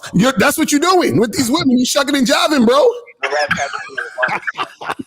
But the most fucked up thing about it, L, he's stuck in the driving for the pussy because he's trying to keep her in place so he can have continued access to her sexually. Right, you're a bootlicker. Oh, man. Yeah, exactly. And I'm asking y'all boys, y'all niggas right here in the panel, that what to do to keep that pussy around, because I ain't trying to lose that shit. What do you mean? If you're afraid to lose you bury yourself in more shit. You lost every time you talk. You lost. No, for you to say that you don't want to lose tramps. What does that say about you, bro, as a man? Hold on. Okay, listen. You're at the beach worrying about losing sand, motherfucker. Yeah, ain't that a trip? Ain't that a trip? Bro, you on a college campus, my nigga, and you were worried about losing an average bitch. Nigga, you run into women by accident in the hallway. What are you talking about? Yeah, that too, but bro, sometimes you want to keep that shit adding up, bro. So bro, I got so much pussy from college, and I never even attended. What are you talking about, boy? Let me explain something to you. Because I get these type of emails from dudes all the time. Like I got an email the other day. This dude sent me a picture of this like Instagram model. He said, Locario, can you teach me how to get women like this? Because fucking a woman like this was always my dream, but I could never make it happen, right? Wow. A dude like that will never be able to get women like that because his mindset is that he's putting the women on a pedestal. So caller, the fact that you are scared to lose women is the reason why you can't keep women. Do you understand what I'm saying? Do you realize this? You get that? I realize that, yeah. Right. So you caller, let me ask you a question. Okay, and think about it. Think about it long and hard. Have you ever had a woman in your life that was afraid to lose you? There you have it. His mama. At least he could have said his mama. He didn't even say his mama. Goddamn. No, caller. See, when you caller, hold on real quick. When you hold on. Listen, caller. Give me a second, and then you can have it back. When you are actually in a position where women are addicted to you and intoxicated by you, and they don't want to lose you, you have a whole new perspective of the game. Right. So you've never been in a chick's crib and she say some shit you don't like, and you're like, man, fuck this shit. And you get in your car and you leave, and before you get off the block, your fucking phone is ringing. You've never had that happen. Yeah. Angry man, you don't have to finish the sentence. I already know what you're talking about. I've been in that scenario, bro. I've been in that scenario. Why are you okay? So if you've been in that scenario, it happened on accident, Angry Man. That's why. Like, I don't understand, because if you've been in that scenario, like, bro, you cannot ever in life be afraid of losing a fucking woman. And I'm gonna tell you some more shit. Don't you ever in your motherfucking life tell another group of grown men that you afraid to lose some pussy, bruh. I need you to tighten up, bruh. You would get ridiculed, nigga. You can't do that, because niggas looking at you like, you know what it is? I think this was that hard for you to get a woman, nigga? Nah, this is what happened. You don't know that when he was in the car and the girl was telling him to come back, that was a chick that he wasn't really feeling like that because she wasn't that hot. But now he trying to deal with the baddies. So now he's like, how can I actually get these baddies to fuck with me? And he's, doing the jig to try to get these baddies to fuck with him. How can I get these bad the baddies? Yeah, look, here's the trick. Here's the trick, bro. Here's the trick. Right? Here's the trick. So you're having no problem with the average chicks, but now you're trying to deal with the above average chicks. This is what you do. You treat them the fucking same. Facts.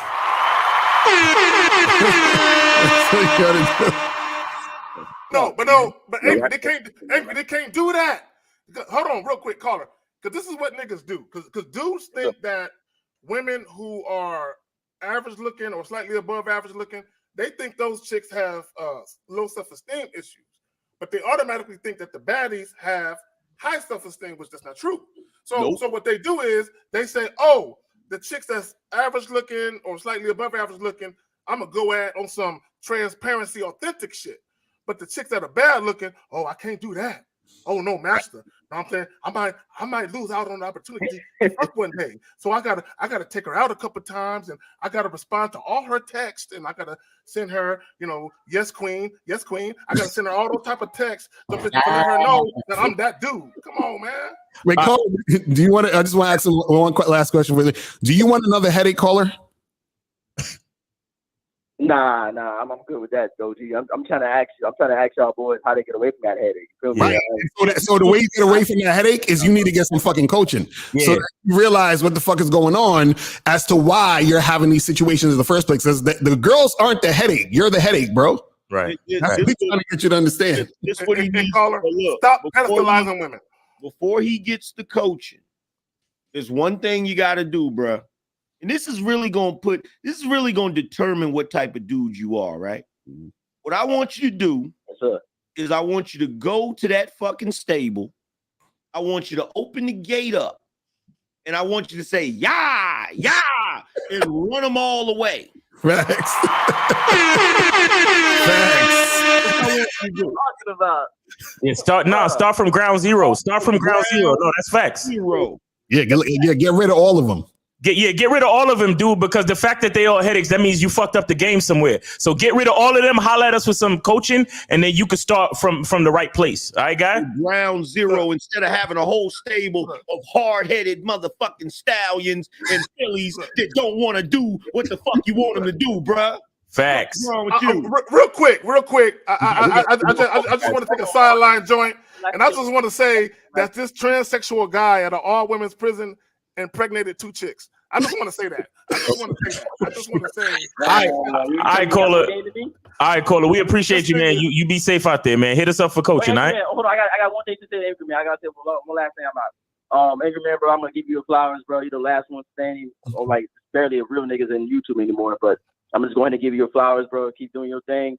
And shout out to everybody else, Minister Chapin as well, bro. Shout out to y'all boys. All right, appreciate you, bro. Be safe, bro. Let me say this: there are real niggas on YouTube, but we are a minority. We're a small group of dudes. Yeah. All right, let's get 215. You're on live at the Real Game No 3 panel. What's up?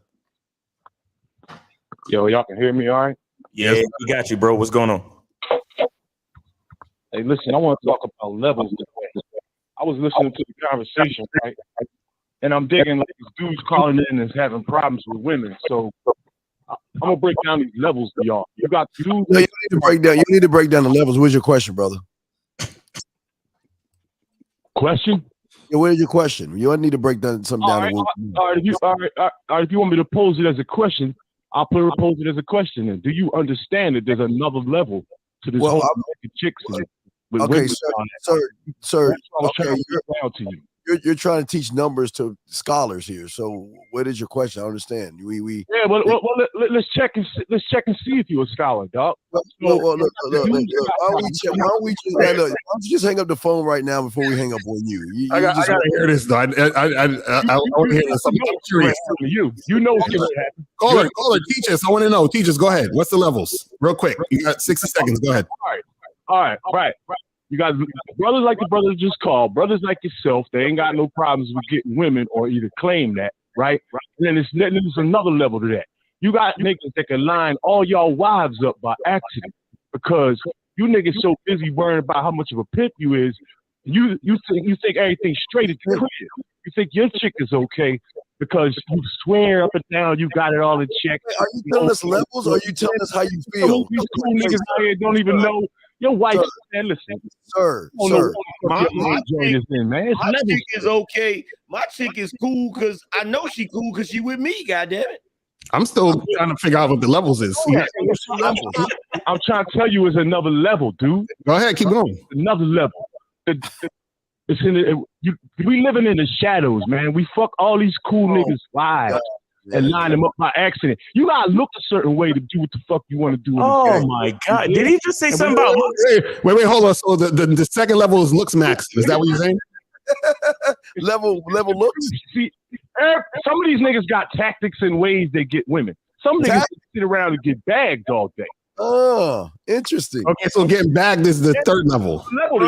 Third level is bagging. Level. My nigga, you don't need game. Game is for motherfuckers who are weak. So the fourth level is not needing game. Continue. Go ahead. That's the fourth level. Okay, what's the fifth level?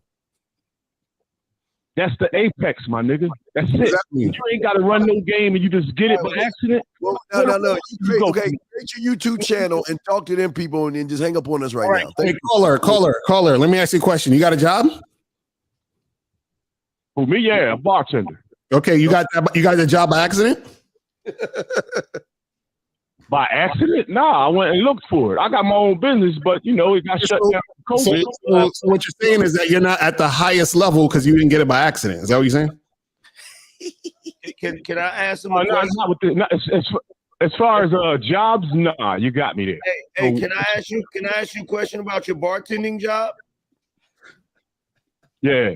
If I came to your bar like later on tonight and told you how to fucking mix a drink, how fucking pissed off would you be?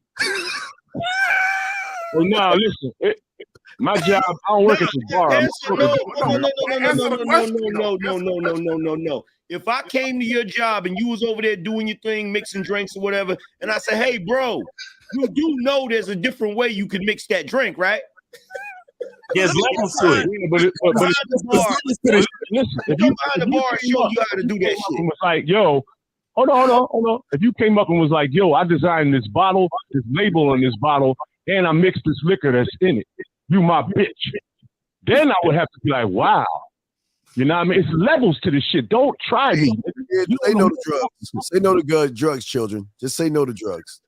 Please. Hey, caller. That nigga will be pissed off. Hey, caller, listen. Caller, listen. I'll give you the last word and I'll let you go. All right, go ahead. All right, look.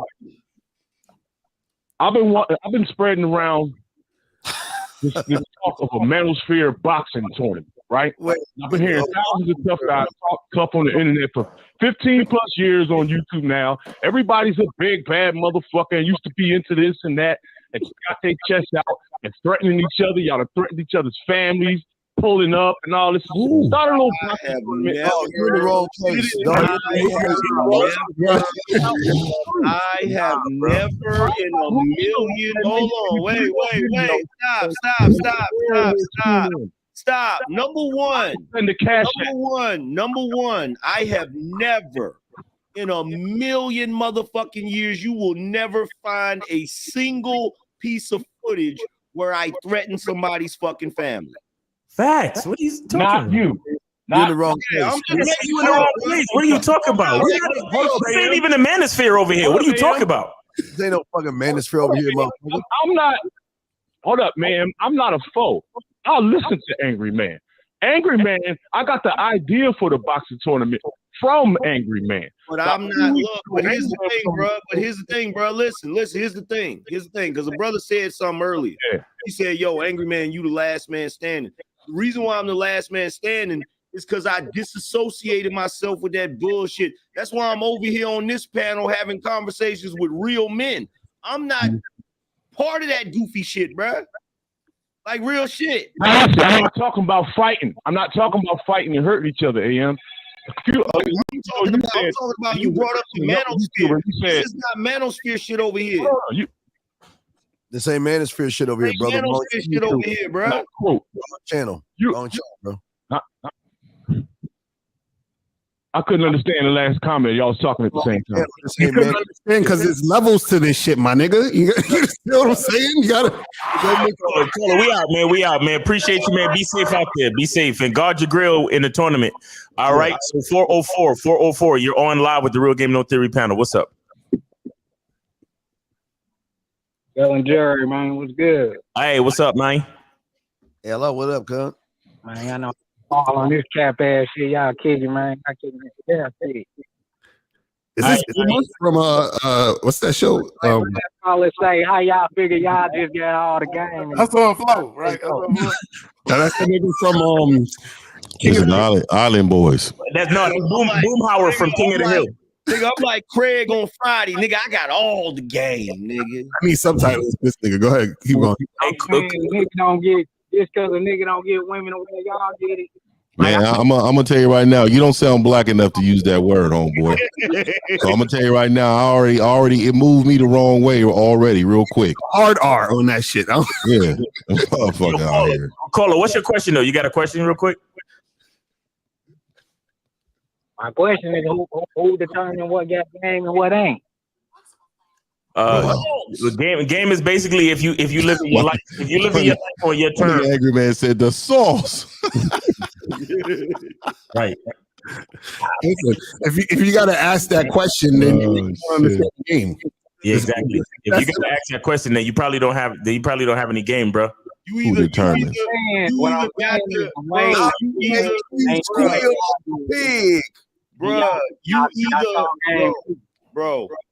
Bro, look, check this out, bro. Either your chicken wings got the sauce or it's lost in the sauce. Nigga, which one is it? Mm-hmm. I'm gonna make you squeal like a pig, sir. Which one is it, bro? Hey, yeah. I didn't hear you, bro. I said either you got the sauce or you lost in the sauce. Which one is it, bro? I got the goddamn sauce, but I'm saying like y'all said, like nigga, nigga pulling up with a whip, like using a whip to get the women and shit. They ain't even mad. Hey, are you what nationality are you? I'm a nigga. No. My nationality, I'm hillbilly. Here's the funny shit. Mr. 1950. See, I gotta call out this shit. I get tired of niggas lying.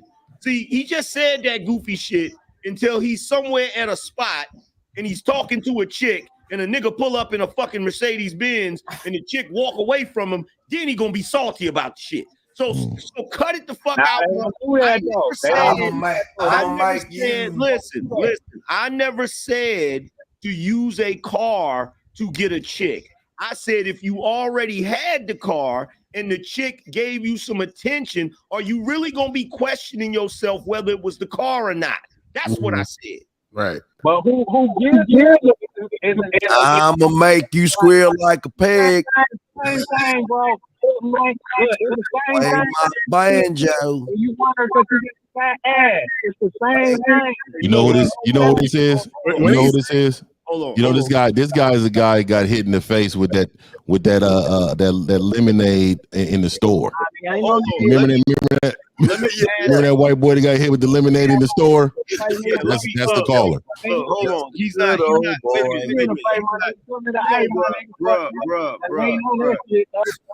Bruh, listen. Look, you're not understanding. So okay, hold on, because I speak a little country. Hold on, wait a minute.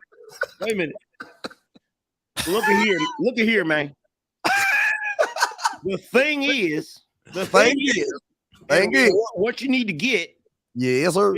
Every once in a while, tell him to a woman is gonna be infatuated, all right, with your accomplishments. Now, look, here's the thing. You know, either you got a lot of cattle. Tell him you just got a tall hat. Which one is it? Tell him, Jesse, you got him. I got a lot of cattle. I got a lot of cattle and I got You got him, Earl. You got him, Earl. That's not Earl. That's Billy Ray. That's Billy Ray.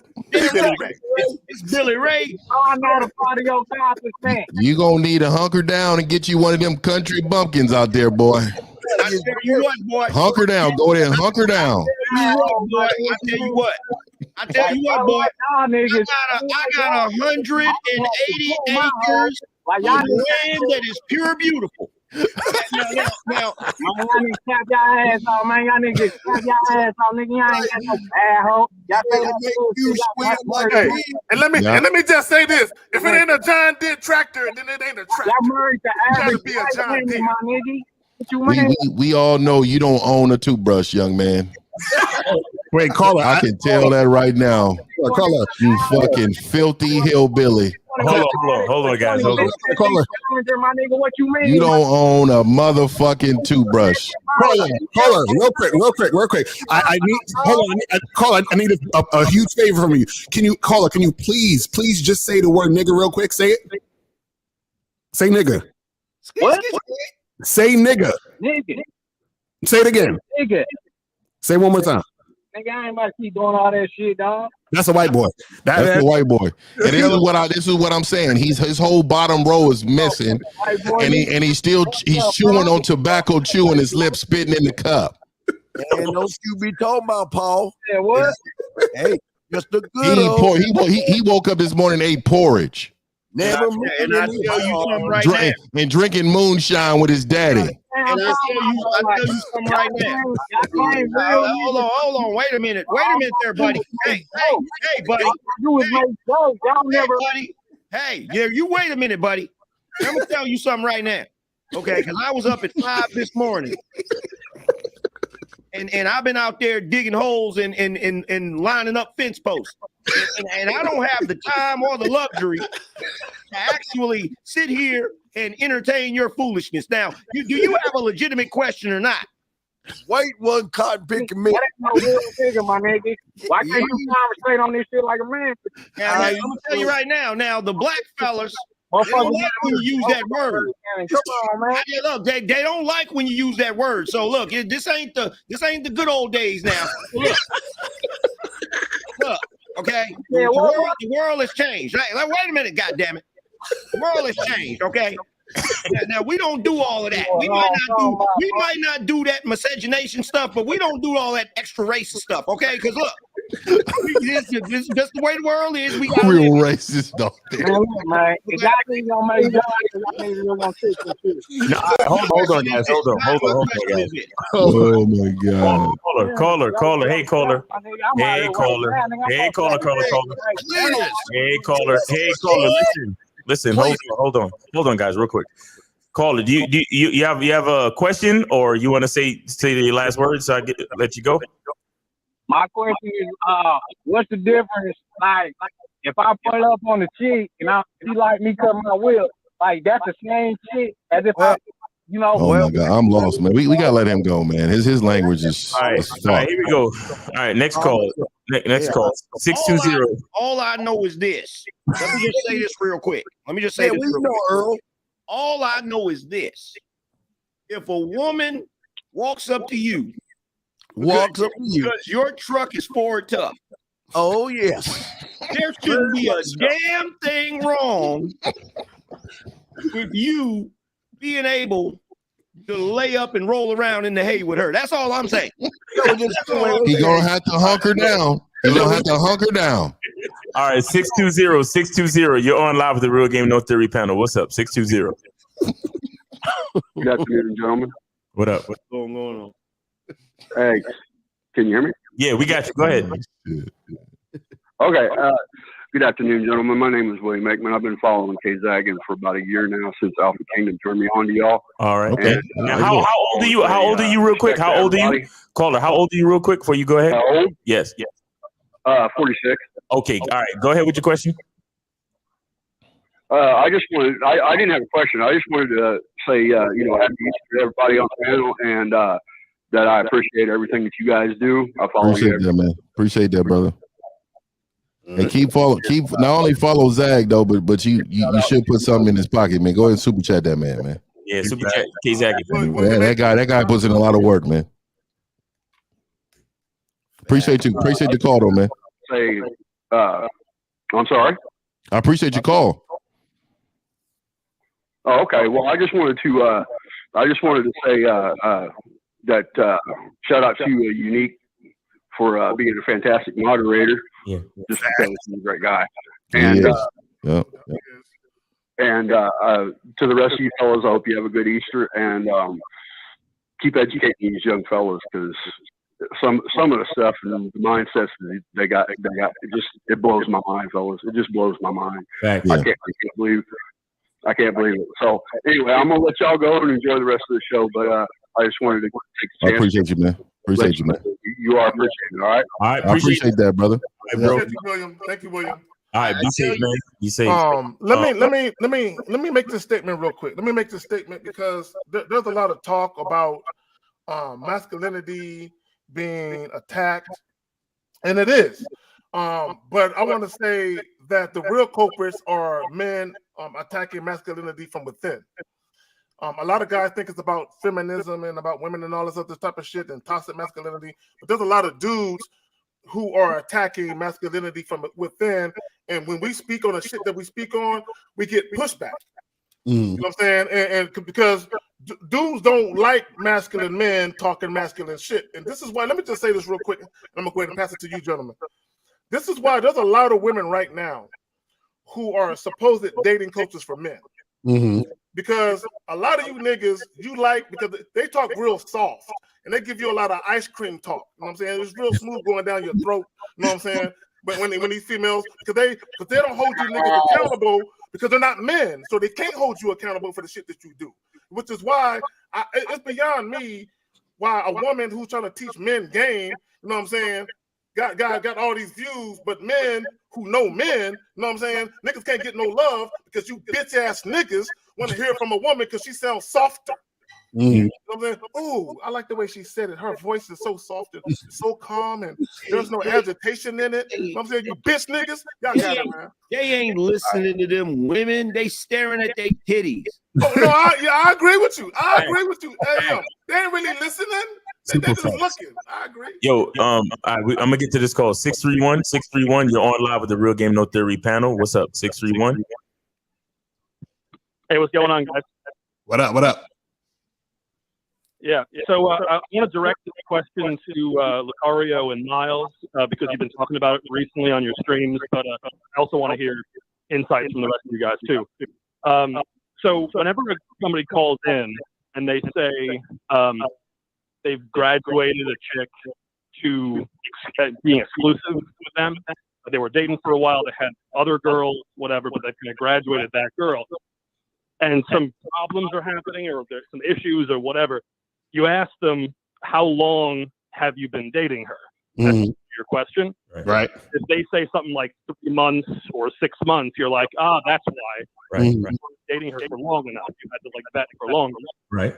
So my question is, if you're that dude in the way that you guys talk about it, what does that really matter if it's 3 months or 6 months or 2 years? If you're that guy, because like once you make her exclusive, that's something. And she's going to get some kind of entitlement in that way because she knows that she's the only girl in your life. Okay, all right, caller. Listen. Okay, so think about a company, right? You're that company. You're Google. You're fucking Apple. You're whatever, right? But you got a new employee that comes in, and their salary is $30,000 a year, and they didn't even get off of the 90-day probationary period yet. And in 25 days, you gave them a raise. So now they jump from making 30,000 to 60,000, right? Meanwhile, you got other people on the job who they've been there for years and they haven't even got a fucking 5% raise ever. Right. How does that work in the morale between your employees? Well, I guess they would feel entitled, but I guess my question is that since women are emotional, which they are, and I don't say that in a negative way, but they kind of live in the moment. Yes. In a sense, right? Yes. And so like, if you were to make them exclusive with you, even if it's been 2 years of like rigorous vetting, right? Which I understand the value to that, but like in that moment when you give her the talk or whatever it is, and you kind of make her and you make it known to her through your words and actions that you've made her exclusive. Even if it's been 2 years of rigorous vetting, isn't she going to be like just in that moment be like, like I am one woman here. Stop right there. See, this is the problem with a lot of guys. They want to make a woman feel like that. They want to make her feel like, girl, you made it to the mountaintop. Here's your trophy. You know what I'm saying? No, fuck that. You know what I'm saying? At the end of the day, if you're gonna make a woman, if you want to be exclusive with a woman and you want to make her your girl and all that type of shit, do that because that's what you want to do, and you have plans for her where she actually could come through and be a benefit to you. Don't do that because that's what she wants, or just because you think that if I don't give her this, she'll go eventually. The average guy, hold on real quick, caller. The average guy, when they make a decision to make a woman their girl, if you will, they do shit based on emotions. They do shit based on, if I don't do it, she ain't gonna stay. Or if I don't do it, she won't be happy. So I gotta do it for, or they do it because I don't want no other niggas to fuck her no more. So let me make her my girl, and by virtue of that, I'll be the only one that got access to the pussy. Wait, let me get it right after you say that. Because you got it. Go ahead. This is what he got to understand. See, because what he's saying is, and this is the call, I understand what you're saying. But what you're saying is something that is not going to happen, or least likely to happen. So basically, what he's saying is this: is that he's saying, look, if I get with this chick, right, and I've been vetting her for 2 years, in a certain moment, is she going to start wilding out and disrespecting you? Is that what you're saying, caller? Kind of. I guess disrespect could result from that, I suppose. Yeah. Right. And so that's what I'm trying to tell you. Right. That's what I'm trying to tell you. That's not going to happen, because what happens is that you've been vetting her, i.e. Steve, it's you. It's you with the echo, Steve. Okay, so Steve, I did get it. When I muted him, hey, everything went better. Go ahead. Okay, Cool. So now this is the thing. So what happens? Okay, for example, what's been happening for the past 2 years in society, right? The pandemic, right? People started putting masks on. Right now, it's gotten to the point where people have been trained so much to put the mask on that people will have the mask on and forget to take the mask off, even in situations where they don't even need to have the mask on. Do you understand what I'm saying? Because they've been trained so much to have the mask on. Do you see what I'm saying? So when you're vetting a woman, what you're doing is you're training her to be in a certain position.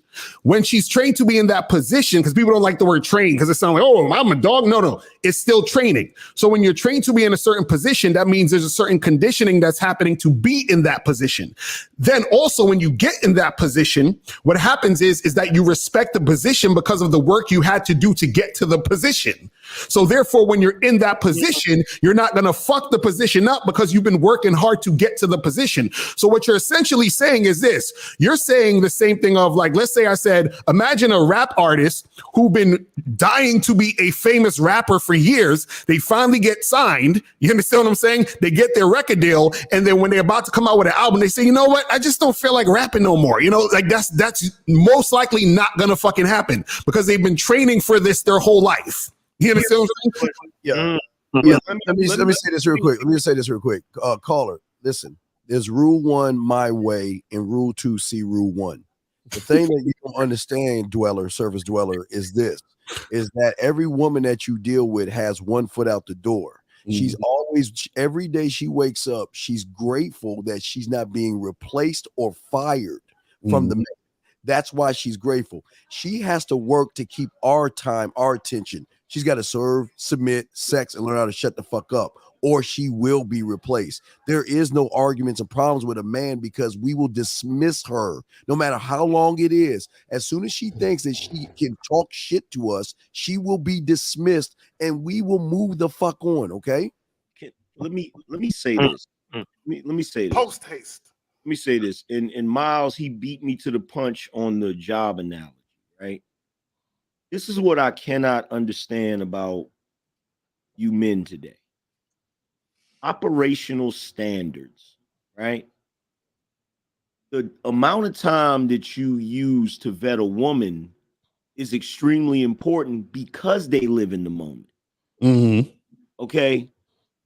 You're taking the time to see if she's going to be consistent. Exactly. Thank you. Facts. What I can't understand is how is it you guys can be perfectly rational when it comes to operations, when it comes to standards, when it comes to quality control, but the moment you put a woman in the equation, right, you niggas just forget everything. Like if you were at a job, just like Miles was talking about, people lie on their resumes all the time. Right.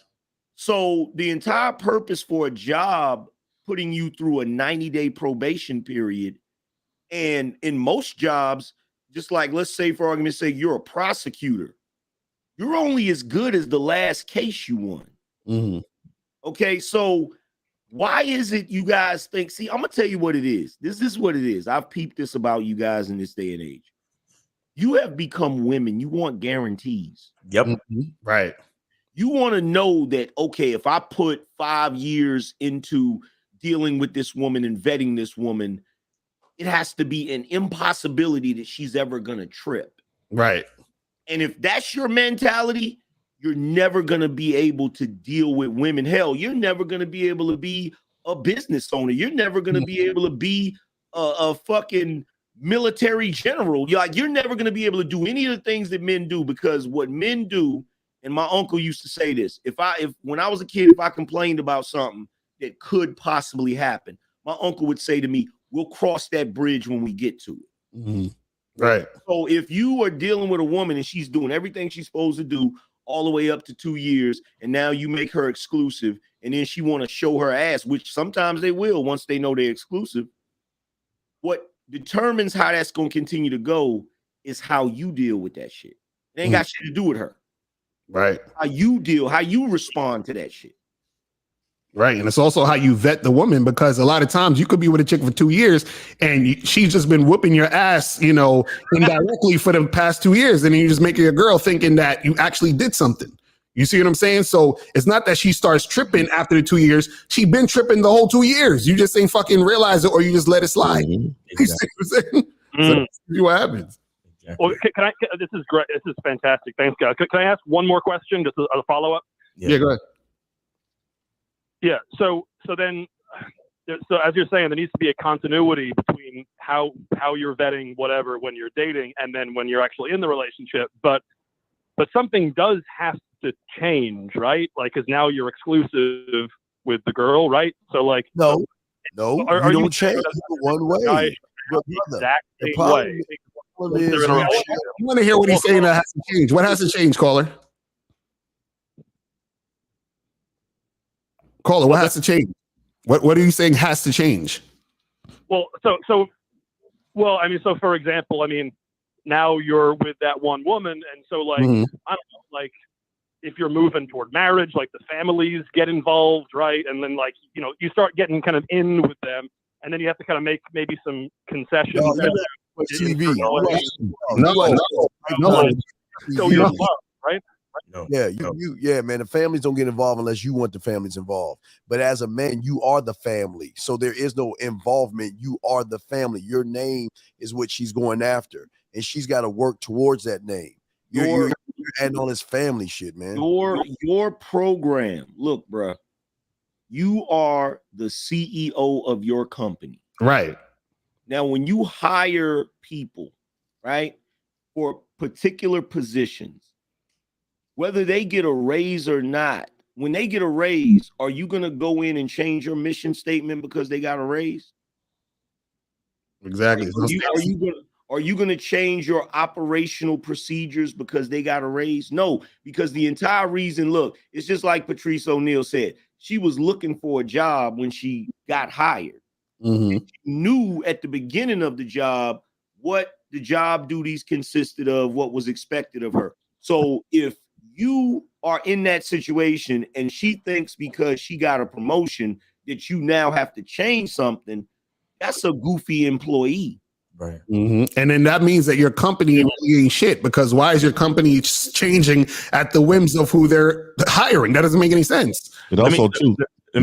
Let me get this real quick. Caller, how old are you, real quick? 34. Okay, 34. All right. Well, I need you to understand something. You might want to look into getting a little bit of coaching, because the fact that you're 34 and you're still trying to wonder about how to set your program as a man and how a woman is supposed to follow it, that tells me that you definitely need, some type of guidance. But here's what I'm gonna tell you.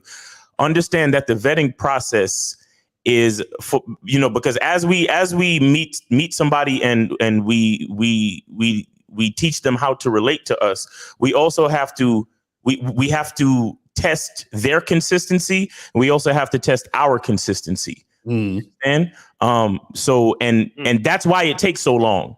Mm-hmm. You understand? Because a lot of guys will meet a woman and she'll probably she'll know how to turn her body at that certain angle to make you feel things you've never fucking felt fucking a woman. You understand? And you'll want to lose your mind. You'll want to you'll want to change the mission statement, as it were. Fuck this. My company don't sell TVs no more, nigga. We sell toasters. I don't give a fuck. This pussy's too good. Right.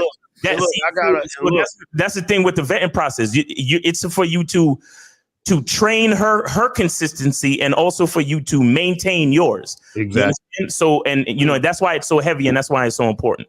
And look, here's let me say this, because one of my subscribers, Jerome, said he's talking about when he make that worker a business partner. See, this is where the problem comes in at. Okay. You are the president of your company. Mm-hmm. Your woman is an employee, no matter what title she gets. You are the president with the majority stake in the company. And you know why? See, this is why whenever women leave you guys that are married or in long-term relationships, this is why your stuff goes to shit. Talk about it. Speak on it. Too much importance. You put too much importance on someone. You're saying that they're a business partner, but guess what? Most of the time, when those women get mad and leave, They don't give a fuck about that company. Facts. So it can't be a business. Exactly. Real quick, let's Unique 79 with the 50-pound super chat. He says or euro. Sometimes I forget what the symbol is, but anyway, it says a big shout out to the lions on the panel. Listen to these men, ladies and gentlemen. Rare breeds like them are in a small percentage. Learn from them and apply their teaching. Thank you, panel. We absolutely appreciate all of you. Happy Easter, everyone. I want to ask a caller because I'm real quick. What is the thing you think that needs to change? Because I'm still confused on what you thought needs to change. Yeah. So for example, I know that we all hate the word compromise, but like, you know, now that you're kind of going along, what does that word mean? What does compromise mean? I don't even know what compromise. I don't do that. I don't do that type of shit. I gotta hear him out. Let me hear him out. Go ahead, caller. Keep going. Give us an example. Yeah. So I mean, I understand. Like, if she does feel entitled, then she'll say, you know, well, now that I'm the only one, like, why are you still treating me this way, or whatever? Treating me that way. I'm not talking about that, because that's probably easy. That's easier to handle. But I'm talking about like just everyday life shit. You know, aren't there moments where you have to have a sit down conversation with her where you might not have that if you have 3 other girls, kind of thing? You don't really need to deal with that. But give me an example though. Give me a specific example that you got to change. Give me a specific example. Go ahead. A specific example. Like, what are you talking about? Well, yeah. So for example, and you guys say this a lot, where like, you know, she might bring something to you and then you're like, get out of here. Like, no, I don't want to deal with that. But then once she's exclusive with you and you're kind of going along this road, then wouldn't you have to kind of sit with her a bit more and be like, all right, let's talk about this. He said, wouldn't you have to? Caller. Hold on. This is what you're not getting. See, a lot of times when you guys ask questions, what you're doing is that you're talking about the what ifs that probably wouldn't happen, but that's most likely not going to happen, because if you set your situation the right way, do you understand what I'm saying? That what if won't happen.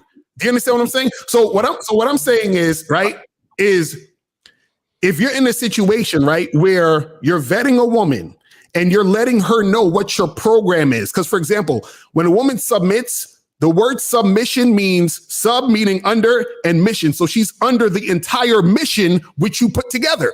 Do you understand what I'm saying? So because she's submitting to you, what that means is that even if you, because what happens is as a woman gets, you know, to be a woman and, you know, y'all been rocking with each other for a while, she's been consistent and everything like that. What happens is that you can take into account what she's saying. You don't have to ignore her and be like, fuck out of here. You know, whatever you says doesn't matter. You can take into account what she's saying. You can have a conversation. But what happens is that even when she's having a conversation with you, that is under the umbrella of her understanding what company she's in. You understand? So what happens is that a lot of times, if you're doing this correctly, she's not going to overstep her bounds and be disrespectful and say, well, fuck that. We should do this, blah, blah, blah, blah, blah. No, she's asking you, hey, do you think we should do this? Or would it be okay if we do that? And then you can have a conversation and say, well, listen, this is what I'm deciding we're doing. You understand? So she can come with suggestions, but the final actual decision is on you. Do you see what I'm saying? So that's what we're trying to get you to understand. A lot of guys, what they do is they get with these women. The women was running the show from the beginning, but the women were pretending that they were that you were running it, but they were really running it. So now you get into a situation where they got you in this contract, and then now they're like, oh, cool, I got the contract now. Now I can really fuck this nigga up and do whatever the fuck you want to do. Hold on, real quick. You said something so important. And this is why when you first start dealing with women, this is why you need to implement your shit right away. Because when for all you guys where you're kind of like, you're stalling out on mentioning what it is you really want from women, and you're pretending like you really want to get to know her, but your main motivation is sex. This is why you're doing multiple dates. When you do that, in a way, you're kind of manipulating her. Because you're not being honest about what you want. So when you do that, women see what you're doing. They know exactly what the fuck. So at that point, women, they can implement their manipulation strategy on you. Like, so this is how he gonna play it. All right, I can play the game better than him. Because he want my pussy more than I want his dick. See, when it's the other way around, it's hard for women to play that game because they're so attracted to you. But when you want them more than they want you, you know what I'm saying? They can implement that manipulation strategy. So what happens is when you start off with that bullshit, oh, let me try to finesse her. Okay, so the whole while she's dealing with you, she know exactly how to play you. And one thing that women have been taught, I don't know if women are taught this now, but you know, I'm a little older. Women were taught, make that nigga think he in charge. Make that nigga think he running shit. And you think you running shit. And a lot of you provider, resource niggas, that's exactly what women do to you. Yeah, daddy, you got it. You in control. But what it really is she running the whole show, but she just giving you the misleading impression that you running things. But if you was running things, everything would have happened exactly how you wanted to happen and at the time you wanted it to happen. Yeah, my influence is too valuable. Look, here's the thing, caller, and you got to be really careful because the entire time you're talking about this, when you're saying, well, once you get married or once you get exclusive, doesn't something have to change? See, when you say that, I hear women speech. Right, exactly. I don't hear guy talk. I hear women talk. That's what women do. It's like, oh, we're married now, so now you have to do this and you have to do that. And look, for the guys that don't know whether or not you're in a situation where your woman is pretending you're in charge, I got one simple thing that you can do. One simple test. One day when she's complaining about something, just say this: hey, shut up. and wait. Get out of here!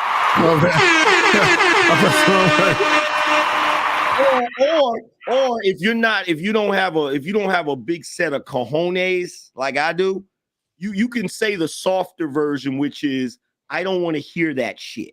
Either way, you wait and see if she shuts up. If she shuts up, you're the man of your house. If she starts saying, if she says, who are you talking to? You're not the man of your fucking house. That's some real shit. That's a fact. That's some real shit, though. Like if your chick says some shit like, shut up, stop fucking talking. You know what I'm saying? If she stopped talking, yeah, come on, man. We all know not every man in a position to say that because they're not in position in their head to say it. Right, exactly. All right, caller, you got any more questions or you good? No, this is a fantastic game. Thanks a lot, guys. Appreciate you, man. And remember, man, check us out, realgamenotheory.com, if you want to get that coaching, all right? Cool. All right, so we got 404. You're on live with the Real Game No Theory panel. What's up? Yeah, man, why I hang up? Oh, yeah, man. So what was your question? Hang up on what, Cletus? What we hanging up on? I went, hey, I was talking to Earl. It's Cletus. Not Cletus. Is this the same dude? Hold on. What's the question? Yeah, what's the question? Can we talk like men, or are we just gonna have jokes? Like, all right, go ahead. We ain't gonna joke this out. I just want to know what your question is. Go ahead, real quick. You will be quiet. Go ahead. All I'm saying is I don't be appreciating how y'all like just dog niggas. What? Okay, what is the question, my brother? Go ahead. It's just like us for the money. Like what's the difference, man? Like, it's the same as you liking a chick with a fat ass. Wait. So hold on. So you're saying that a woman liking you for your money is the same as you liking a chick for her fat ass? Look, man, it's the same. Like you see a chick, man, you want to holler at her because she got a fat ass. She see me. I'm in a nice car. What's the difference? You feel me? She likes it. I'll tell you what the difference is. I'll tell you what the difference is real quick. I'm going to tell you what the difference is. I'm going to school you right now. Hold on, caller. I'm going to answer your question. I'm asking you a question. The difference is when you see a chick with a fat ass, right, and you want to smash, that's because you're sexually attracted to her, right? When a woman sees you and you got money, right? That's not her. Hold on. What the fuck going on? No. So this is the thing. So when a woman sees you and you got money or a car, she don't want to fuck you. She will fuck you for the access, but she don't want to. Do you understand that? Because she's not sexually attracted to you. When a woman sees you with money and a car, she's not sexually attracted. She's attracted to your resources. That's why it's different than when you see a girl with a fat ass because you're sexually attracted to her. So what we're trying to teach you is to be sexually attractive, so the woman wants to fuck you whether or not you have a car or not, whether or not you have money or not. You get it? Look, let me real quick. Caller, hold on, caller,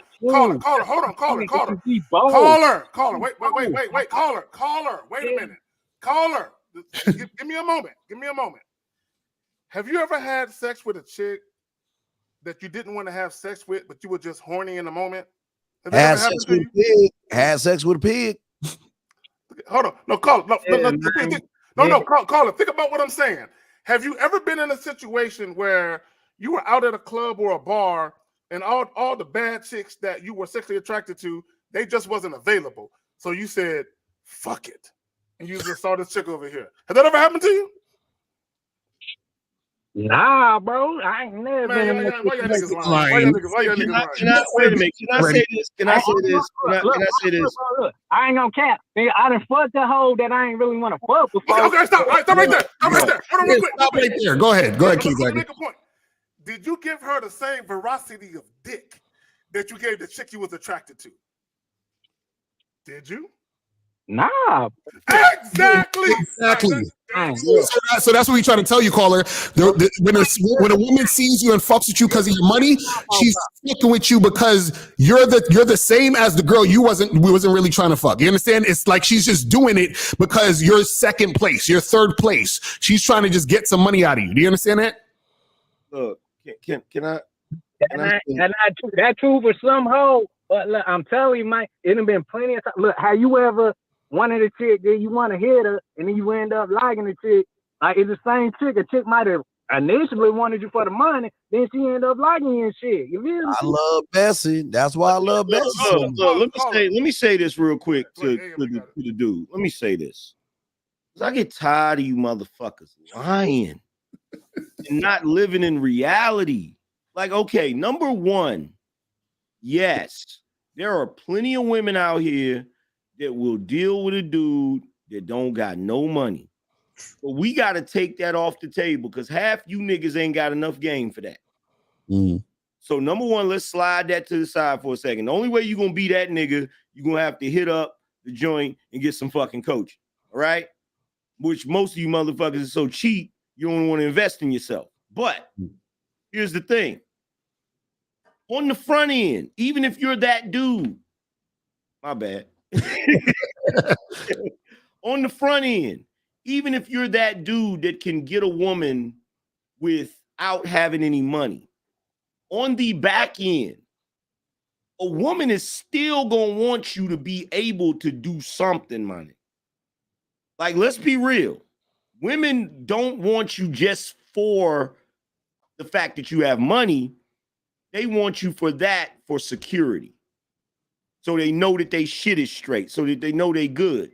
So at the end of the day, no, you don't have to have a nice car and you don't have to have a bunch of money to get your foot in the door. But once you get in the door, what the fuck is going to keep you there? Is your game going to keep you there? Is the fact that you're an achiever going to keep you there? Is the fact that you're a dude that she looks up to, a dude that she perceives as a winner? Is that going to keep you there? That's my question I'm asking. Yeah, what I'm saying is y'all saying it like can't be all that. Like, I'm telling you, bro, like, I'm sitting in my motherfucking 2021 Outer right now, bro. And I'm telling you, dog, I done fuck hoe from zone 1 to zone 6. So you can't tell me I ain't got game. No. Call. Let me get him real quick. Real quick. Bro, understand this. You do look, if you watch the Game Kings documentary, I talk about this. I say everybody got game, but is your game strong or is your game weak? The stronger your game is means that you're getting women off the strength of who you are. The weaker your game is, you're attracting women based off of what you got, external things, right? Factor. So what happens is that if you getting chicks off the strength of your car or the money you got game, but your game is weak. Because if I take your car away or you lose your money, can you still get the girl? That's the question, caller. But this is the issue, caller. Hey, yeah. Hold on before you answer that. Caller, hold on, my nigga. This is the problem with a lot of you car niggas. My thing is, if a lot of you dudes, if you had a Nissan Sentra, you ain't trying to holler at no baby. But you said you got your Audi. You know what I'm saying? When Audi's a nice car. I ain't gonna front on Audis. But my point is this: because you have that Audi, you feel more inclined to talk to women differently than you would have if you had a Nissan Sentra. And because you are actually getting some run with bitches, and you know you getting your little dick sucking your balls licked, you think it's because of your car. But what you don't realize is that women don't necessarily fuck niggas on the strength of their car. If that was the case, fat 600-pound niggas would be getting fucked every day. You know what I'm saying? But what it really is because you got your car, you feel more compelled to talk to women differently because of your car. Right. So what it really is confidence. That fake confidence. That fake confidence. So your car is the bait. Because here it is. No woman is gonna say, "Oh, that nigga got a Lamborghini. I'm sucking his dick off top, girl. I don't give a fuck what he look like." Women ain't doing that. Now, what women will do is be like, "Oh, he got a nice whip. I wonder hold on, caller. I wonder who's driving it." You know what I'm saying? So how you look plays a part, or how you act plays a part in them ultimately deciding to fuck with you. Now, the main motivation was fucking with you behind your car. So that means if they find out it's a rental nigga, like you on the Vegas Strip, like all them niggas be renting Lambos and Ferraris on the Vegas Strip. Once they find out you just renting shit and you really got a bus pass, they ain't fucking with you. But see, here's the thing, Zach. Here's the thing. Dudes are not fucking, and this is the reason why in my book I try to focus on female nature. Because these dudes don't even know what they're dealing with. They don't even understand why women like that shit. A lot of women, if you're dealing with a quality woman, okay, this is why you guys can't understand why a strag will like a dude with money, but a quality woman will also like a dude with money. Because you don't get the differences, you don't get the subtle nuances. The subtle nuances is a strag, yeah, she wants you because you got some damn money because she wants you to spend it on her. But a quality woman, she's looking at you like, oh, he got a nice car. He must be ambitious. He must want something out of life. He must actually care about himself because he wears nice clothes and he grooms himself. See, you got to realize it's not always about some superficial shit. You understand? And just like Lucario said, bruh, if you got a nice car, and then you get with a chick, right? Get rid of the car and see what happens then. Like, get rid of the car and then see what happens. And then you'll know for a fucking fact. But see, at the end of the day, it's just like a fucking fisherman with a bunch of fucking lures and shit, right? You're going to use the fucking lure. Some dudes is going to use the lure to attract a certain thing. But how are you keeping it? How are you keeping it, bro? Bro, I do that. I'm saying I do that all the time, man. Like, I may like not pull up in a fancy car for the chick. She still fuck with me and all that shit, bro. Cause you know I got a bunch of cars, man. I got the 24 Call it. That's the thing. Call it. This is the part that you're not getting, bro. This is the part that you're not getting. For you to see, this is the thing. It's all right to have all those resources and stuff, but what you need to understand is that if a chick is really fucking with you, you got to see if the chick is fucking with you beyond that, meaning that she should be fucking with you because of you, and then it's a bonus that you got a car. That's the icing on the cake. Right now, you put in the car in front of you. You put in the car as the forefront. You put in the resources as the forefront. So what's going to happen is you're going to get with a chick that you feeling. Right.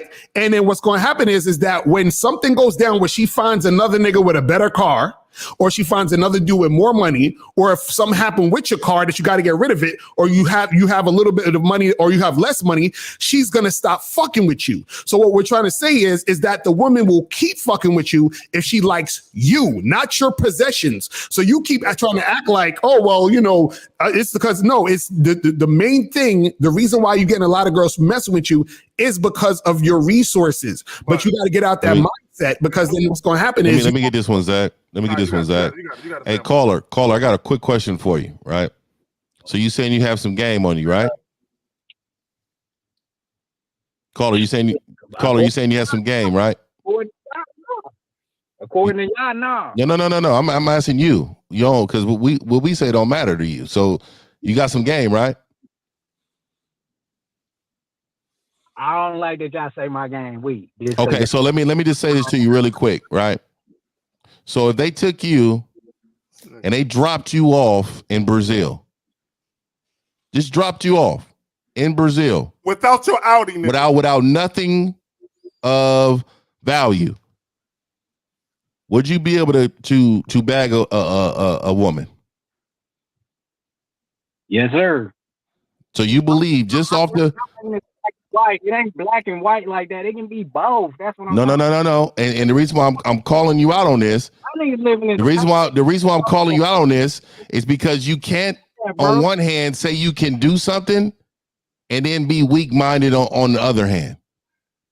That's exactly what you're saying you're doing right now.